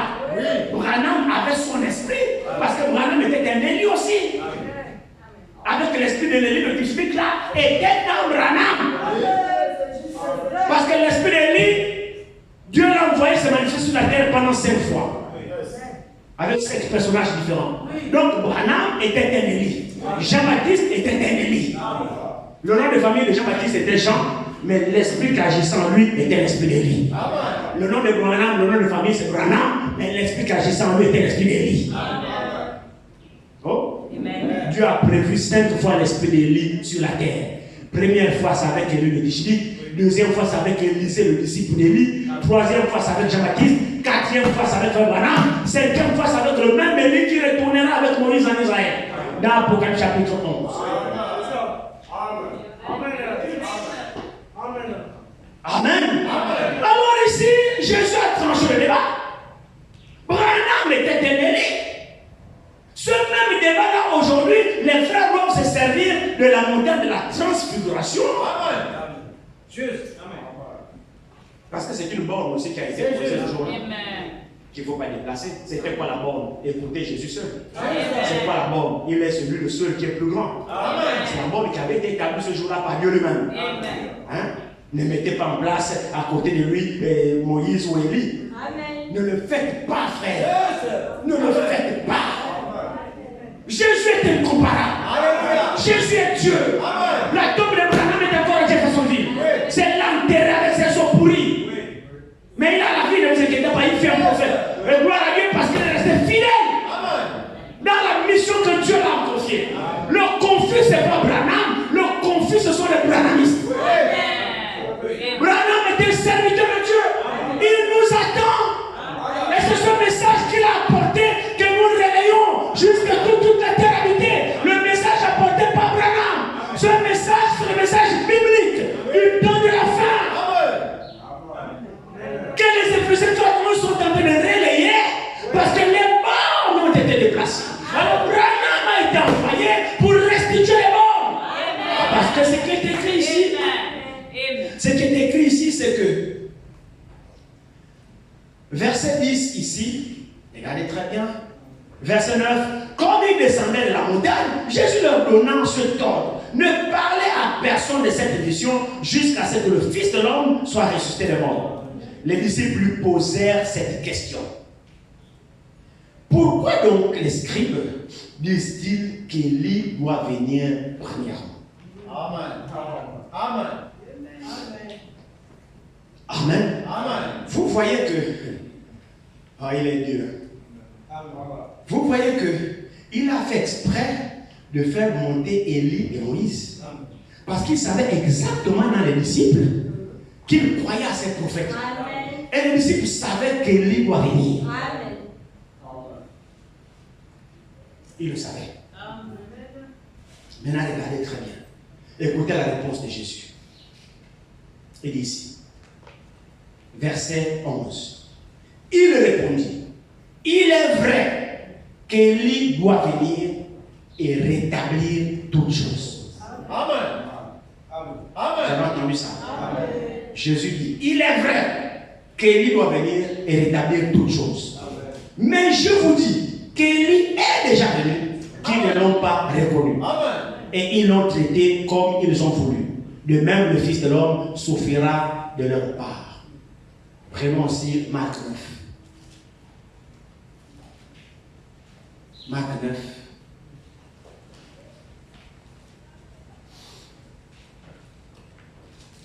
Marc 9, ici il nous dit, c'est la même histoire, la transfiguration. Il dit ici, nous commençons à partir du verset 10. Ils retinrent cette parole et se demandant entre eux ce qu'ils entendaient par ressusciter les morts. Les disciples lui posaient cette question: pourquoi les scribes disent-ils qu'il faut qu'Élie vienne premièrement? Il leur répondit: Élie viendra premièrement, et rétablira toutes choses au futur. Amen. La confirmation par la bouche du Seigneur de l'arrivée d'Ennemi. Or, votre attention. Quand Jésus dit ici, il est vrai qu'il doit venir et rétablir toutes choses, et pourtant Jésus savait que Jean-Baptiste était déjà venu. Plus que c'est Jean-Baptiste qui l'a présenté. Hein? Votre attention, Église. C'est là où les dénominations se cassent le nez. Ils ne comprennent pas grand-chose. Et les dénominations, oh non, oui, il a dit qu'Élie, là, c'est Jean-Baptiste. Oui, très bien. Mais Jésus confirme ici, il est vrai qu'Élie doit venir premièrement et rétablir toutes choses. Et pourtant, Jean-Baptiste était déjà décapité. Là, il parle alors de qui? Parce que c'est Jean-Baptiste qui l'a présenté. Jean-Baptiste était un Élie. Il dit, voici le lieu qui ôte le péché du monde. Suivez-le. Qu'il croit, c'est que moi j'ai diminué. Jésus savait que Jean-Baptiste a déjà fini son ministère et qu'il est déjà décapité. Mais pourquoi Jésus encore annonce ici, il est vrai qu'il doit venir premièrement et rétablira toutes choses. Vous voyez que là, Jésus ne parle plus de Jean-Baptiste. Maintenant, un peu plus bas, il dit, mais Élie est déjà venu, ils n'en ont pas reconnu. C'est là où ça brûle les dénominations. Mais Élie qui est venu, c'est Jean-Baptiste. Mais quand l'Élie de Jean-Baptiste est venu, il a rétabli quoi? L'Élie de Jean-Baptiste n'a rien rétabli. Parce que rétablir veut dire la chose a été, ça a été détruit, on ramène la chose. Jean-Baptiste n'a rien rétabli. Au contraire, Jean-Baptiste a introduit la nouvelle adoration. Jean-Baptiste a sorti les gens de la loi pour les introduire dans la grâce qui devait venir avec Jésus-Christ. Parce que la grâce n'était pas encore. Maintenant, Jean-Baptiste prépare le peuple à recevoir le Seigneur.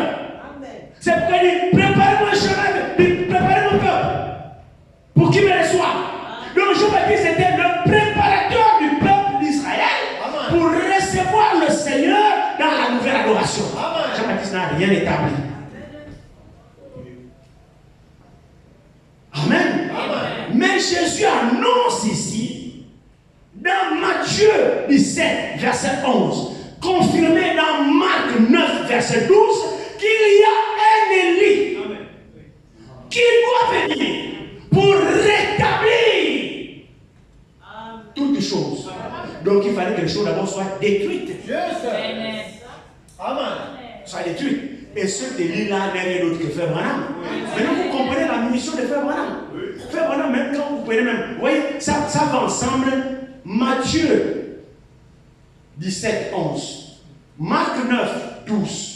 Vont de pair avec Malachie 4, verset 5, 6. Parce que là-dedans, il a dit, il ramènera les cœurs. Donc, les cœurs étaient d'abord, et puis les cœurs se sont éloignés, et maintenant il ramène. Vous suivez? Ça va ensemble avec rétablir. Voyez? La parole de Dieu, elle est parfaite. Donc, Frère Branham ne nous a pas amené un nouvel évangile. Non. Au contraire, les bornes étaient déplacées. Alléluia. Amen. Et qui a posé le fondement? Allons-y dans Corinthiens.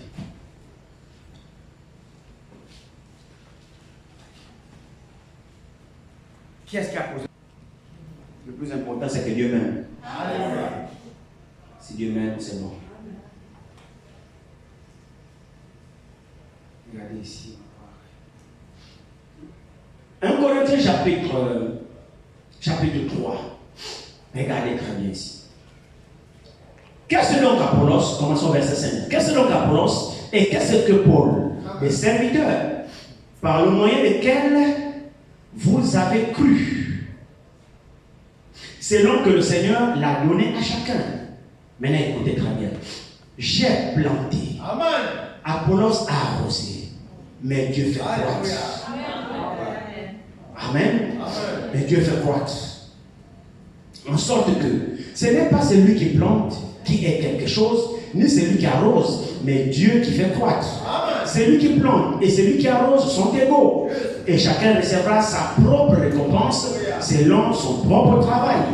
Car nous sommes ouvriers avec Dieu, vous êtes le champ de Dieu, l'édifice de Dieu. Selon la grâce de Dieu qui m'a été donnée, j'ai posé le fondement. Amen. Alléluia. Amen. Nous avons vu tout cela mercredi, mais je n'ai pas lu les Écritures. Paul dit ici, selon la grâce de Dieu qui m'a été donnée, j'ai posé le fondement comme un sage architecte. Et un autre bâtit dessus. Mais que chacun prenne garde à la manière dont il est bâti dessus. Car personne ne peut poser un autre fondement que celui qui a été posé, savoir Jésus-Christ. Alléluia. Alors quel christianisme nous amène aujourd'hui? Qui est posé sur l'homme de Branham? Vous ne croyez pas Branham, vous êtes mort. C'est ça la fondation du nouveau christianisme qu'on nous apporte aujourd'hui par les branhamistes. Mais Paul dit, j'ai posé le fondement. Et personne d'autre ne posera le fondement. C'est pour moi à savoir Jésus-Christ. C'est lui le fondement. Alléluia. Alors quelqu'un ne prêche pas Jésus révélé, c'est un faux fondement. On vient dans les églises, les branhamistes dit, sortez de ces évangiles-là. J'assume ce que j'ai dit. La Bible dit, sortez, séparez-vous. Et ne touchez pas ce qui est important. Vous vous intoxiquer spirituellement en posant notre fondement. On est en train de diminuer Jésus dans votre cœur, diminuer l'amour de Jésus dans votre cœur pour que vous aimez un homme plus que votre sauveur. On vous fait commettre l'adultère spirituel pour que vous tombiez amoureux de l'ami de l'époux. Mais Branham n'est pas l'époux. Branham est l'ami de l'époux. Les prédicateurs vous présentent l'ami de l'époux et vous êtes amoureux de l'ami de l'époux plus que l'époux lui-même. Branham vous a sauvé? Jamais. Rétablissons les bords. Amen.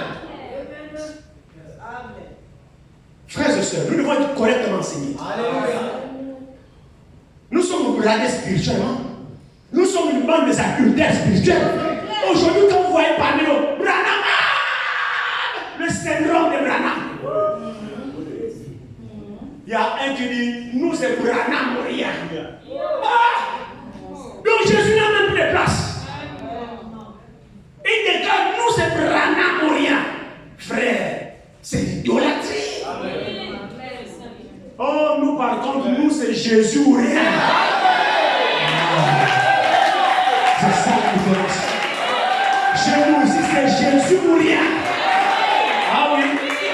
Et si Branham ne m'apportait pas ce Jésus, je n'allais même pas le recevoir. Mais c'est la vérité, parce que le seul homme qui est mort pour moi c'est Jésus-Christ.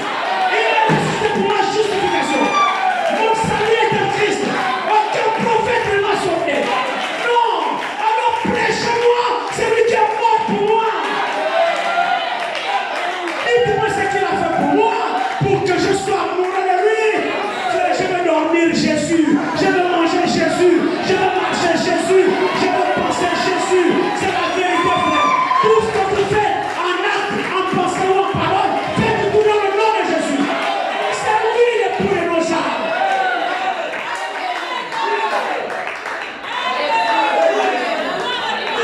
Les gens commettent des crimes spirituels. C'est pourquoi nous devons rétablir le monde, restituer le monde des anciens. Il ne faut pas les déplacer. Et ce n'est pas moi qui les maudis, c'est la Bible qui les maudit. Je les déplace par le monde établi par les anciens. Oh, ils ont déplacé le monde de la Bible, ils sont maudits. C'est pas moi qui les maudis. C'est pourquoi Branham me dit toutes les dénominations sont maudites. Ça va?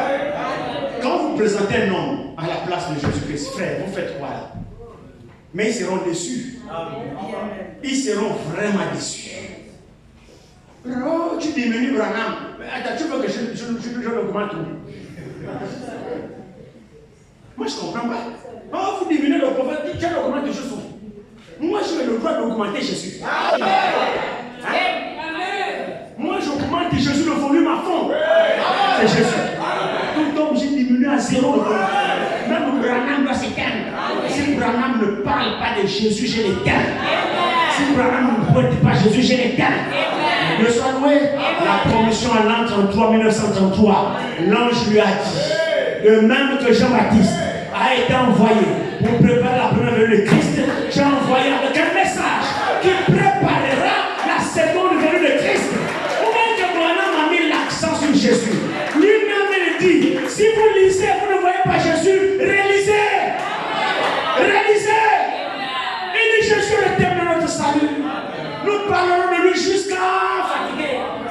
Amen. Quand vous arrivez chez les mananistes, frère, quand je lis la Bible, il n'y a même pas des amens compris là.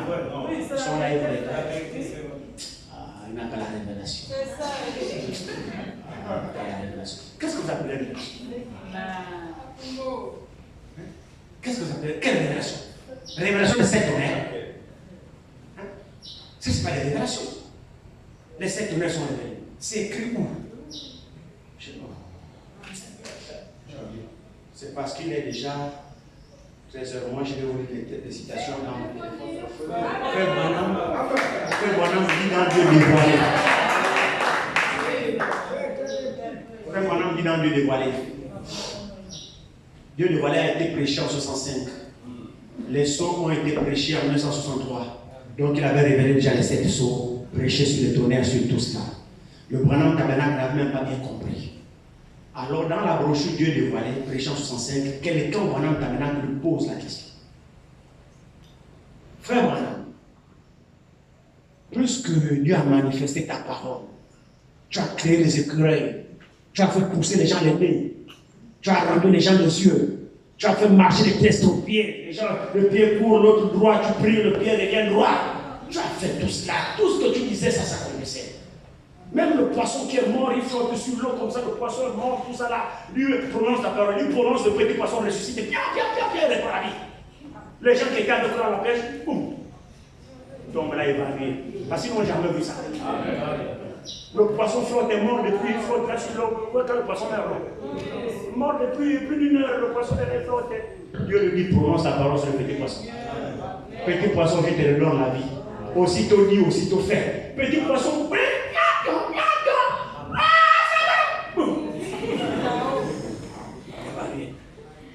alors les gens disent, on t'a vu, tu es puissant.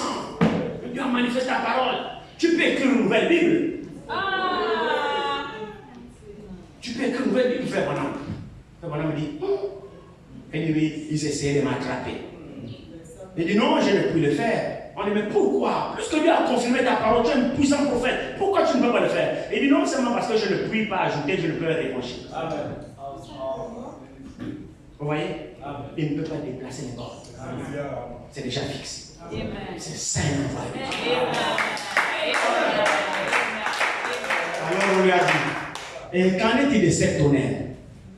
Est-ce que la révélation de cette tonnerre sera-t-elle accordée à quelqu'un? Prenez la brochure Dieu dévoilé. Dieu dévoilé. Prêché en 1965. Concernant les 7 tonnerres, la question était claire posée. Est-ce que la révélation de cette tonnerre sera-t-elle accordée à quelqu'un? Frère Bonhomme dit non, monsieur. Amen. La personne dit, mais pourquoi? Puisque Dieu a confirmé ta parole, il dit, cela consisterait à ajouter ou à retrancher quelque chose de la parole. Parce que ce qu'on dit les 7 tonnerres, ce n'est pas écrit. Par conséquent, ça ne peut pas être prêché. Parce que la révélation ne vient que sur ce qui est écrit. Et ce qui est écrit, ce sont les bornes. Dieu révèle la parole écrite. Donc, comment allez-vous tester votre révélation s'il n'y a pas de room to me? C'est ça le problème. Amen. Comment vous saurez ce que c'est de l'ordre parce que ce n'est même pas écrit? Je me souviens dans mes débuts, très longtemps dans mes débuts, je n'avais même pas encore le livre des sceaux. Il y avait certaines brochures que l'on ne lisait pas. Alors j'ai été amené à aller dans une église un dimanche, parce que nous, là où on était, c'était déjà problématique. On était un peu livrés à nous-mêmes. Et ce dimanche, j'ai été conduit à aller visiter un pasteur, quelque part, son église était en Zion. J'arrive là-bas, il me connaissait bien après la prédication, tout ça. Il m'a reçu dans son bureau. Et il savait que nous, on ne croyait pas au cette tonnerre. Et là, c'était l'occasion pour lui de me faire avaler ça. J'étais dans son bureau, il était assisté peut-être 2 ou 3 de ses anciens, ses diacres, tout ça. Il a commencé à me bombarder cette tonnerre. Oh, frère, qui est cette tonnerre? Révélation, c'est ça qui donne la foi en l'enlèvement, c'est pourquoi les gens sont comme ça. Et parce que nous prenons la cette tonnerre, c'est pourquoi les gens sont dans le péché, dans les faiblesses, tout ça. C'est la révélation de cette tonnerre qui donne la foi en l'enlèvement. Il a raconté, je suis lapin. Il prend les citations. citation. Il prend le livre de Sceaux, il lit. Frère mon ami, nous attendons cette grande révélation. Quand ça viendra, ainsi de suite. C'est la foi d'enlèvement. Nous attendons. Frère mon ami, fais les annonces. Moi, j'attends là où il va dire que voici ce que ça dit. Jusqu'à ce qu'il a fini le livre de Sceaux, rien. Parce que mon oreille était suspendue à ce que les 7 tonnerres ont dit. Moi, je vais entendre ce que mon prophète a dit que les 7 tonnerres ont dit. Il finit, rien. C'est des déductions. Donc voilà, normalement, en principe. Non, moi, ce n'est pas des normalement, voilà, en principe. Dis-moi la révélation. Rien. Il avait une affaire peut-être de 6-7 brochures. Il prend celle-là, il finit, il prend celle-là. Dieu soit loué. J'étais allé chercher ce jour-là avec ma Bible et la seule brochure Dieu le voit. J'avais déjà lu ça. Donc j'attendais que parmi les citations qui m'ont bombardé, qu'ils me lisent aussi Dieu le voilait. Il a bien entendu, il a tout fait pour éviter Dieu le voiler. Parce que Dieu le voilait beaucoup. Ça c'est Dieu dévoilé. Comme le titre même parle. Dieu dévoilé. Ah, donc Dieu lui-même révélé. Ah. Moi j'avais ça. Quand il a fini par moi, je dis, parce que moi je n'ai même pas le livre de Sceaux. Ah, tu n'aimes pas ça? Je dis, tiens, j'ai lu le premier le livre de Sceaux. Non, je veux savoir non, qui va te faire ça? Il m'a donné le livre de Sceaux. Est-ce que j'ai normal à ça? J'ai lu ce, je ne sais peut-être pas, moins de moi. La petite livre de Sceaux. Ah, c'est pas vous aujourd'hui, les brochures chaudes, vous ne lisez pas. Nous, à notre époque, c'est quelle brochure que tu ne lis pas? Dès que le titre, c'est un prophète qui rougit. Tu vas chercher un prophète qui rougit. Laissez échapper la pression. Ah bon, c'est un message. Tu vas courir chercher, laisser échapper la pression. Donc, on voulait être en connaissance de ce que le prophète a dit. On avait un zèle nouveau aujourd'hui. Combien lisent? Les brochures chaudes, on ne sait même pas. Que Dieu ait pitié de nous. Quand il a fini de parler avec moi, j'ai dit, pasteur, mais j'ai une citation ici que je peux lire. Il dit, oui, vas-y frère, lis. J'ai dit, bon, ok, j'ai ouvert mon Dieu dévoilé. J'ai dit, mais voici ce que frère, la question on lui a posée pendant le tabernacle. Si les 7 tonnerres seront là, quelqu'un aura la révélation de 7 tonnerres. Quand le prophète dit, non monsieur, personne ne connaîtra ce qu'on dit de 7 tonnerres. Parce que ce n'est pas écrit. Jeune pour moi dans la foi, j'avais peut-être à peine 1 an et demi. On lisait beaucoup. Quand je lui ai donné cette citation, la frère, il est resté là, il n'a pas su me répondre. Il dit, frère, non, écoute, Dieu te révélera, hein, Dieu te révélera, c'est individuel. C'est maintenant individuel. Et c'est comme ça qu'ils sont. Les révélations, c'est individuel. Chacun a son interprétation de cette règle. La confusion. Qu'est-ce que c'est? Ils ont déplacé les bornes, établis par les anciens. Amen. Et nous qui ne sommes pas dans ce syndrome-là, et non, ils ne collaborent pas avec nous. Pour eux, nous, on croit pas au message, c'est pas grave. Amen. Notre juge, c'est Dieu. Amen. Oh. On verra entre eux et nous le jour-là qui a reçu le prophète. On verra entre eux et nous le jour-là qui a cru au message du temps de la fin. Parce que pour nous, le message du temps de la fin, c'est la Bible révélée. Amen. Comme Paul a dit, j'ai posé le fondement. Amen. Le fondement que Paul a posé, c'est Jésus-Christ. Prenons Ephésiens 2, verset 1. Regardez. Ephésiens 2.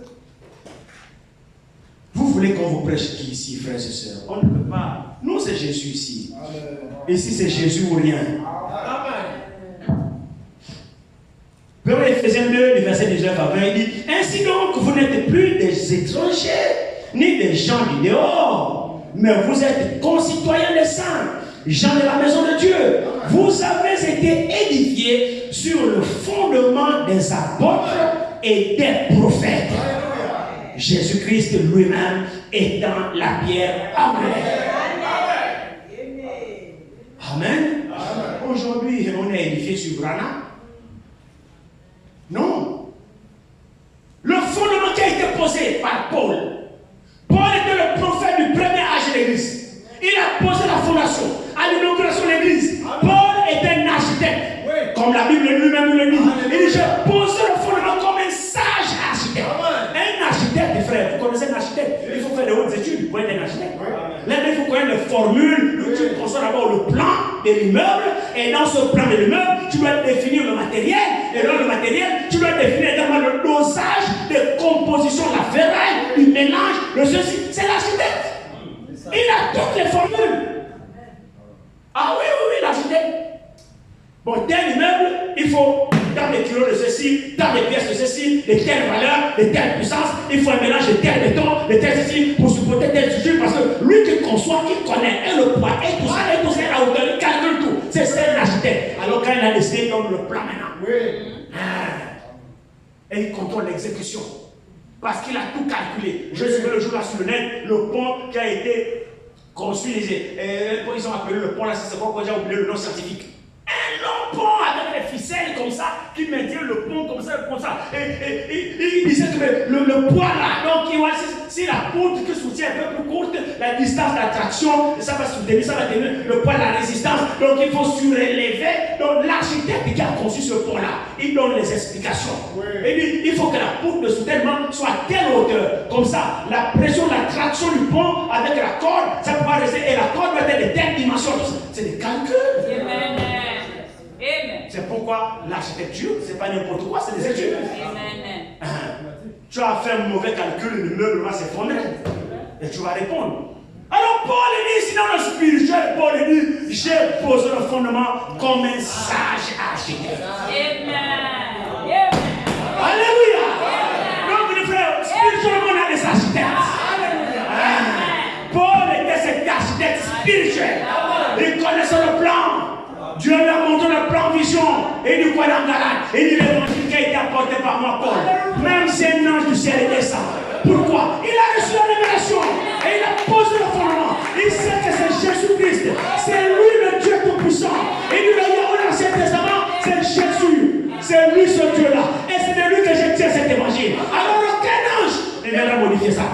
Les fondations ont été posées. Les bornes ont été posées par ma Paul.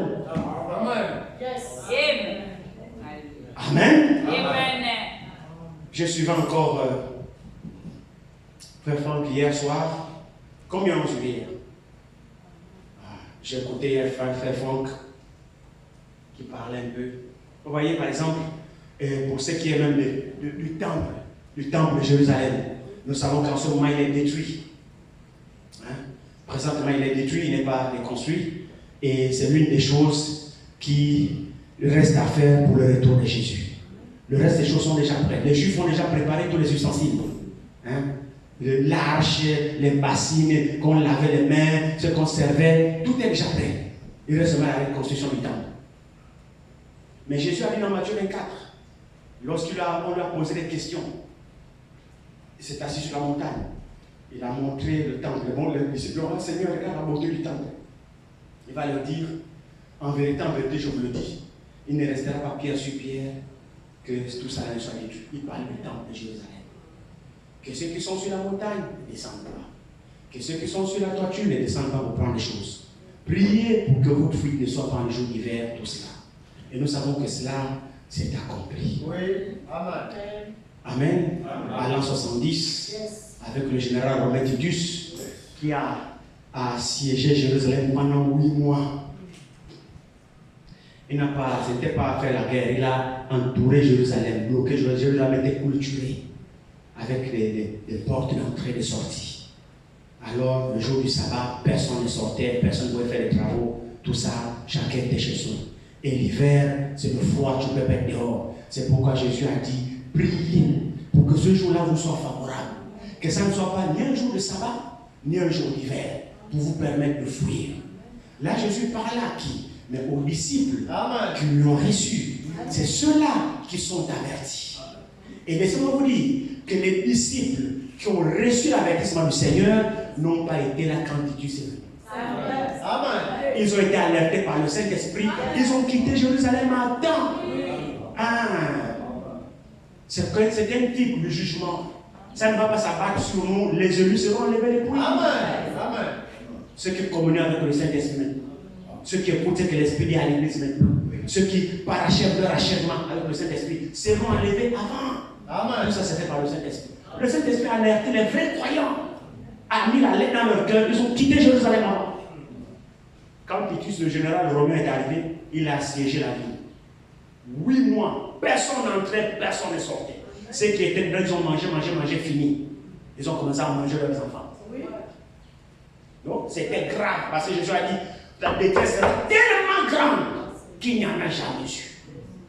Pourquoi? Parce qu'ils ont dit dans Matthieu 27 que son sang retombe sur nos enfants.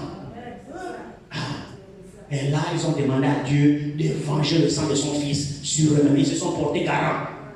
Pilate a dit, que ferait de ce Jésus? Ah, qu'il soit crucifié. Et Barabbas, oh, libère Barabbas. Mais Jésus, quand il fait, oh, crucifie-le. Pilate a dit, je suis pur du sang de ceux qui nous savent. Oui, oui, oui, que son sang retombe sur nos enfants. Ah, ils ont payé, hein? Frères et sœurs, ils ont payé. Le sang coulait à flot comme de l'eau comme ça. Comme de l'eau à Jérusalem. Non seulement ils avaient faim, pendant 8 mois, vous ne sortez pas, vous ne mangez pas les provisions finies. Comment ça se manger entre eux, manger les enfants des autres? Ouais. C'était grave. D'avoir dit cela, ils ont payé. Mais les croyants, le Saint-Esprit les a déjà enlevés depuis. Vous voyez l'affaire de jouer avec Dieu, frère. Bon, jouer avec Dieu. Alors là, il a commencé à instruire, non, appelez le figuier, hein, quand ses feuilles commencent à devenir tendres, vous savez que l'été est proche, ainsi de suite, ainsi de suite, ainsi de suite, hein, jusqu'à ce que l'abomination de la désolation sera établie en lieu saint. Toutes ces choses-là sont prophétiques. Nous savons que le figuier, c'est Jérusalem. Yes. C'est Israël le figuier. Il a été dispersé. Ils ont été dispersés. Et ils doivent se reconstituer. C'est le figuier. Selon Osée, chapitre 9, verset 10. Vous pouvez voir cela. Israël est comparé comme le figuier. Prenez la référence, Osée 9, verset 10. Alors, ils ont été là, ainsi de suite. Titus les a tués, ils sont arrivés, ils ont cassé, saccagé Jérusalem, saccagé tout. Le temple, ils n'avaient pas touché le temple. Ils ont saccagé Jérusalem, tué, même tué à flot. Ils sont morts. Alors, ils ont laissé le temple. Mais les survivants qui étaient là ont énervé Titus. Les survivants qui étaient là sont allés dans le temple. Comme eux se confiaient au temple, ils avaient la confiance dans le temple, ils sont arrivés et maintenant ils étaient là-bas en train de maudire Titus dans le temple. Mais toi, le Dieu de ce temple, toi qui as bâti ce temple par Salomon, Seigneur, frappe ces gens-là, nous t'invoquons. Tu as dit, Salomon a dit, là vous êtes dans la détresse, tout cela. Titus a entendu, ah bon, en plus vous me maudissez, vous allez voir. Titus est venu, il a mis le faux temple, il dit que votre Dieu est maintenant en Dieu. Il a mis le faux temple, il a détruit, si on n'a pas détruit le temple. C'est son homme qui a provoqué Titus. Titus a détruit le temple. Détruit. Jusqu'aujourd'hui, ce temple-là n'est pas encore rebâti. Depuis qu'il a été détruit en l'an 70 de notre ère, il n'est pas encore rebâti. Et qu'est-ce qui a été mis à la place? L'abomination de la désolation. Amen. Pour ceux qui partent en Jérusalem, c'est seulement le mur là qui reste du temple, le mur de lamentation. C'est tout ce qui reste comme preuve du temple, le mur de lamentation. C'est là maintenant, vous allez voir, il y a beaucoup de papiers dans les briques, chacun va en Israël, met sa prière, l'enfance va dedans. Beaucoup de papiers! C'est le mur là, c'est tout ce qui reste. Et à la place, ils ont placé l'abomination de la désolation. Qu'est-ce que c'est? Établi en lieu saint. Qu'est-ce que c'est? L'idolâtrie, la mosquée normale. Leur mosquée que vous voyez là, avec l'homme machin, qui est devenu le lieu saint de l'islam. La mosquée Alaska, la mosquée quoi, la guerre qu'ils font là. C'est bâti là où il y avait le temple. Or, selon les prophéties, un autre fondement ne doit pas être bâti. On doit être bâti sur les anciennes ruines. La fondation est déjà là. C'est la bagarre qui reste. Le temple doit être rebâti là où il a été détruit, sur les anciennes fondations. Selon les prophéties bibliques. Et nous le croyons. Mais la reconstruction du troisième temple ne concerne pas les croyants, l'épouse. Non. Si vous attendez la reconstruction du troisième temple, vous perdez votre temps. Parce qu'il y a la guerre qui va avoir lieu. Oui, c'est juste. Oh. La guerre qui va avoir lieu. Les choses sont en place, frère. La Russie, vous voyez le bloc. Oui. Le roi du Nord, selon Ézéchiel, avec ses alliés. Les alliés du roi du Nord, c'est que vous voyez la Chine, vous voyez l'Iran, vous voyez le fou de la Corée du Nord là, Kim Jong-un ou quoi là. Tous ces gens-là forment un bloc. Et c'est pas fini. Il est en train de prendre certains pays africains. Oui. Derrière la Russie. Donc, frère, le tableau est en train d'être placé, le roi du Nord. Là, ils ont bombardé Israël. C'est grave ce qui se passe à ce moment. L'Iran, le régime des Médo-Perses, l'Iran. Ce sont les Médo-Perses de l'époque. C'est l'actuel de l'Iran. Ils ont bombardé Jérusalem, ils ont envoyé 300 drones de missiles. Parce qu'Israël a bombardé leur ambassade en Syrie, ils ont tué les généraux de garder la révolution. Donc il y a une guerre tendue là. Et les Américains, nous sommes derrière Israël. Et nous ne savons pas, Netanyahu a dit, nous attaquerons celui qui nous attaque. Et la doctrine d'Israël, c'est que vous le bombardez, il vous rembourse. C'est ça la logique d'Israël. Vous me tirez, je vous rends. Je me tire, je te tire. Netanyahu a dit, celui qui m'attaque, je l'attaque. Et nous sommes prêts pour ça. Ils ont envoyé une affaire de 300 missiles et drones pour attaquer Israël. Ils ont intercepté 98%. Donc en ce moment, c'est chaud. C'est chaud. Les choses sont mises en place. Oui. Voilà pourquoi Élie est venu pour rétablir les bornes que les anciens ont déplacées. Hein? C'est selon Acte 3, verset 21. Le rétablissement de toutes choses. Amen. Alléluia. Amen. Frères et sœurs, les temps sont à la fin. Je vous assure que les temps sont à la fin. Il faut maintenant que l'évangile soit clair. Amen. C'est plus le temps de la confusion. Non.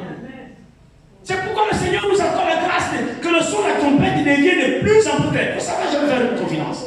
Pour nous autres, avec notre petit ministère que Dieu nous a donné, je vous assure, je me tiens derrière la chair. Je comprends mieux les choses maintenant il y a quelques années. Mieux qu'il y a quelques années. Je vous le dis. Je comprends mieux les choses maintenant. Je me tiens derrière la chair. Je comprends mieux les choses maintenant qu'il y a quelques années.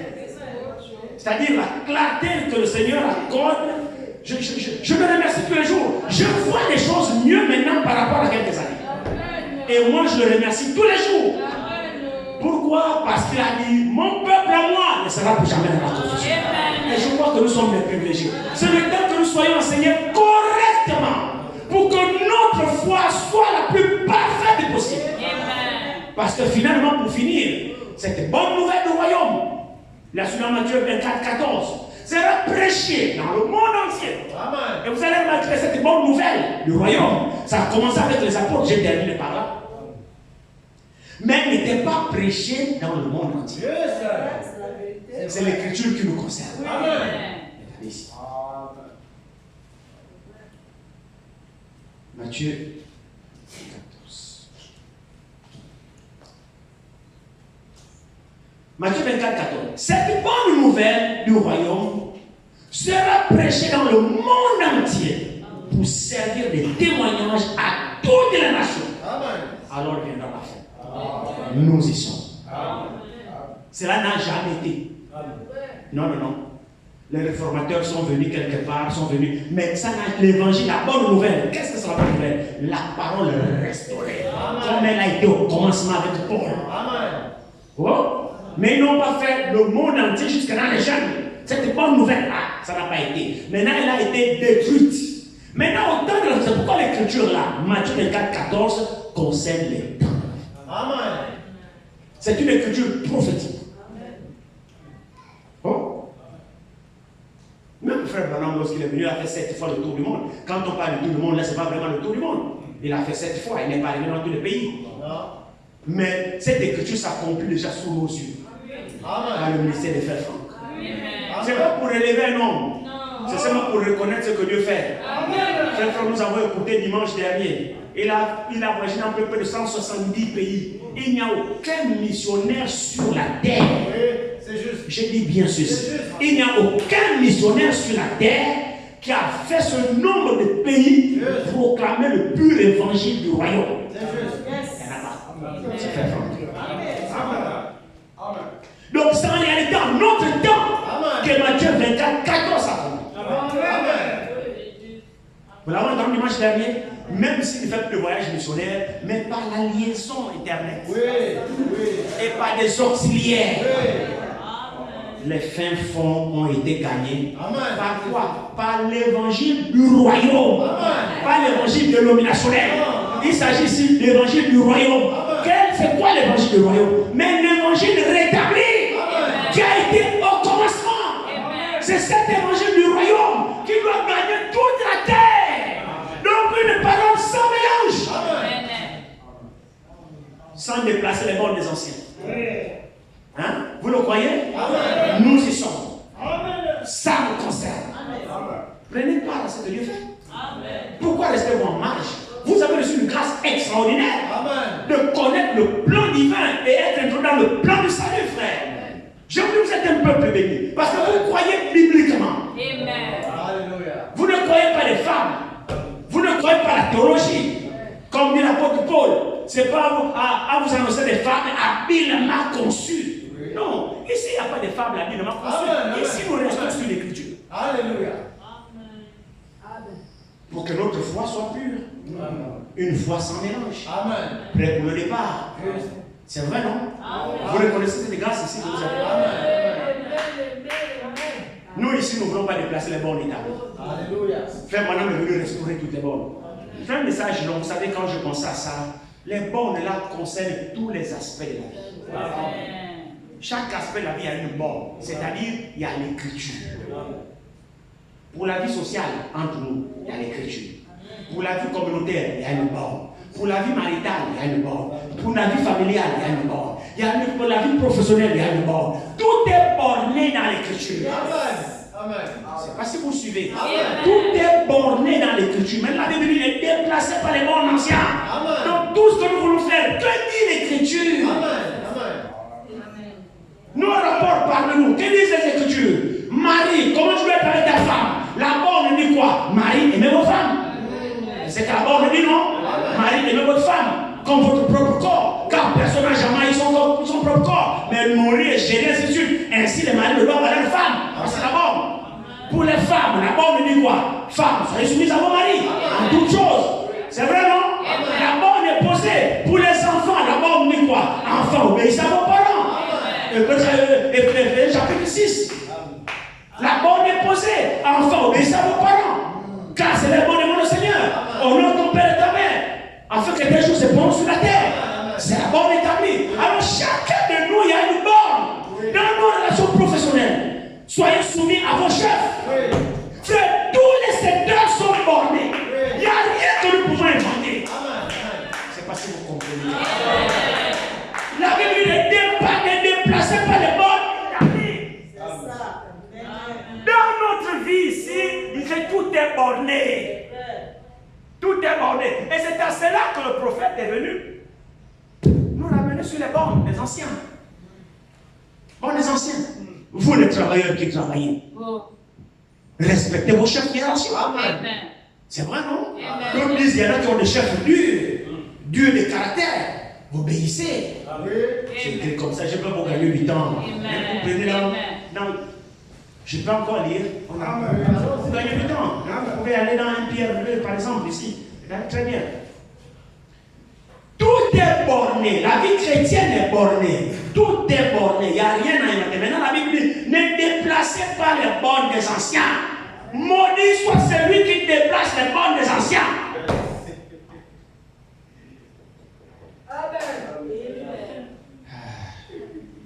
Non, Seigneur soit glorifié. Regardez, prenez 1 Pierre 2.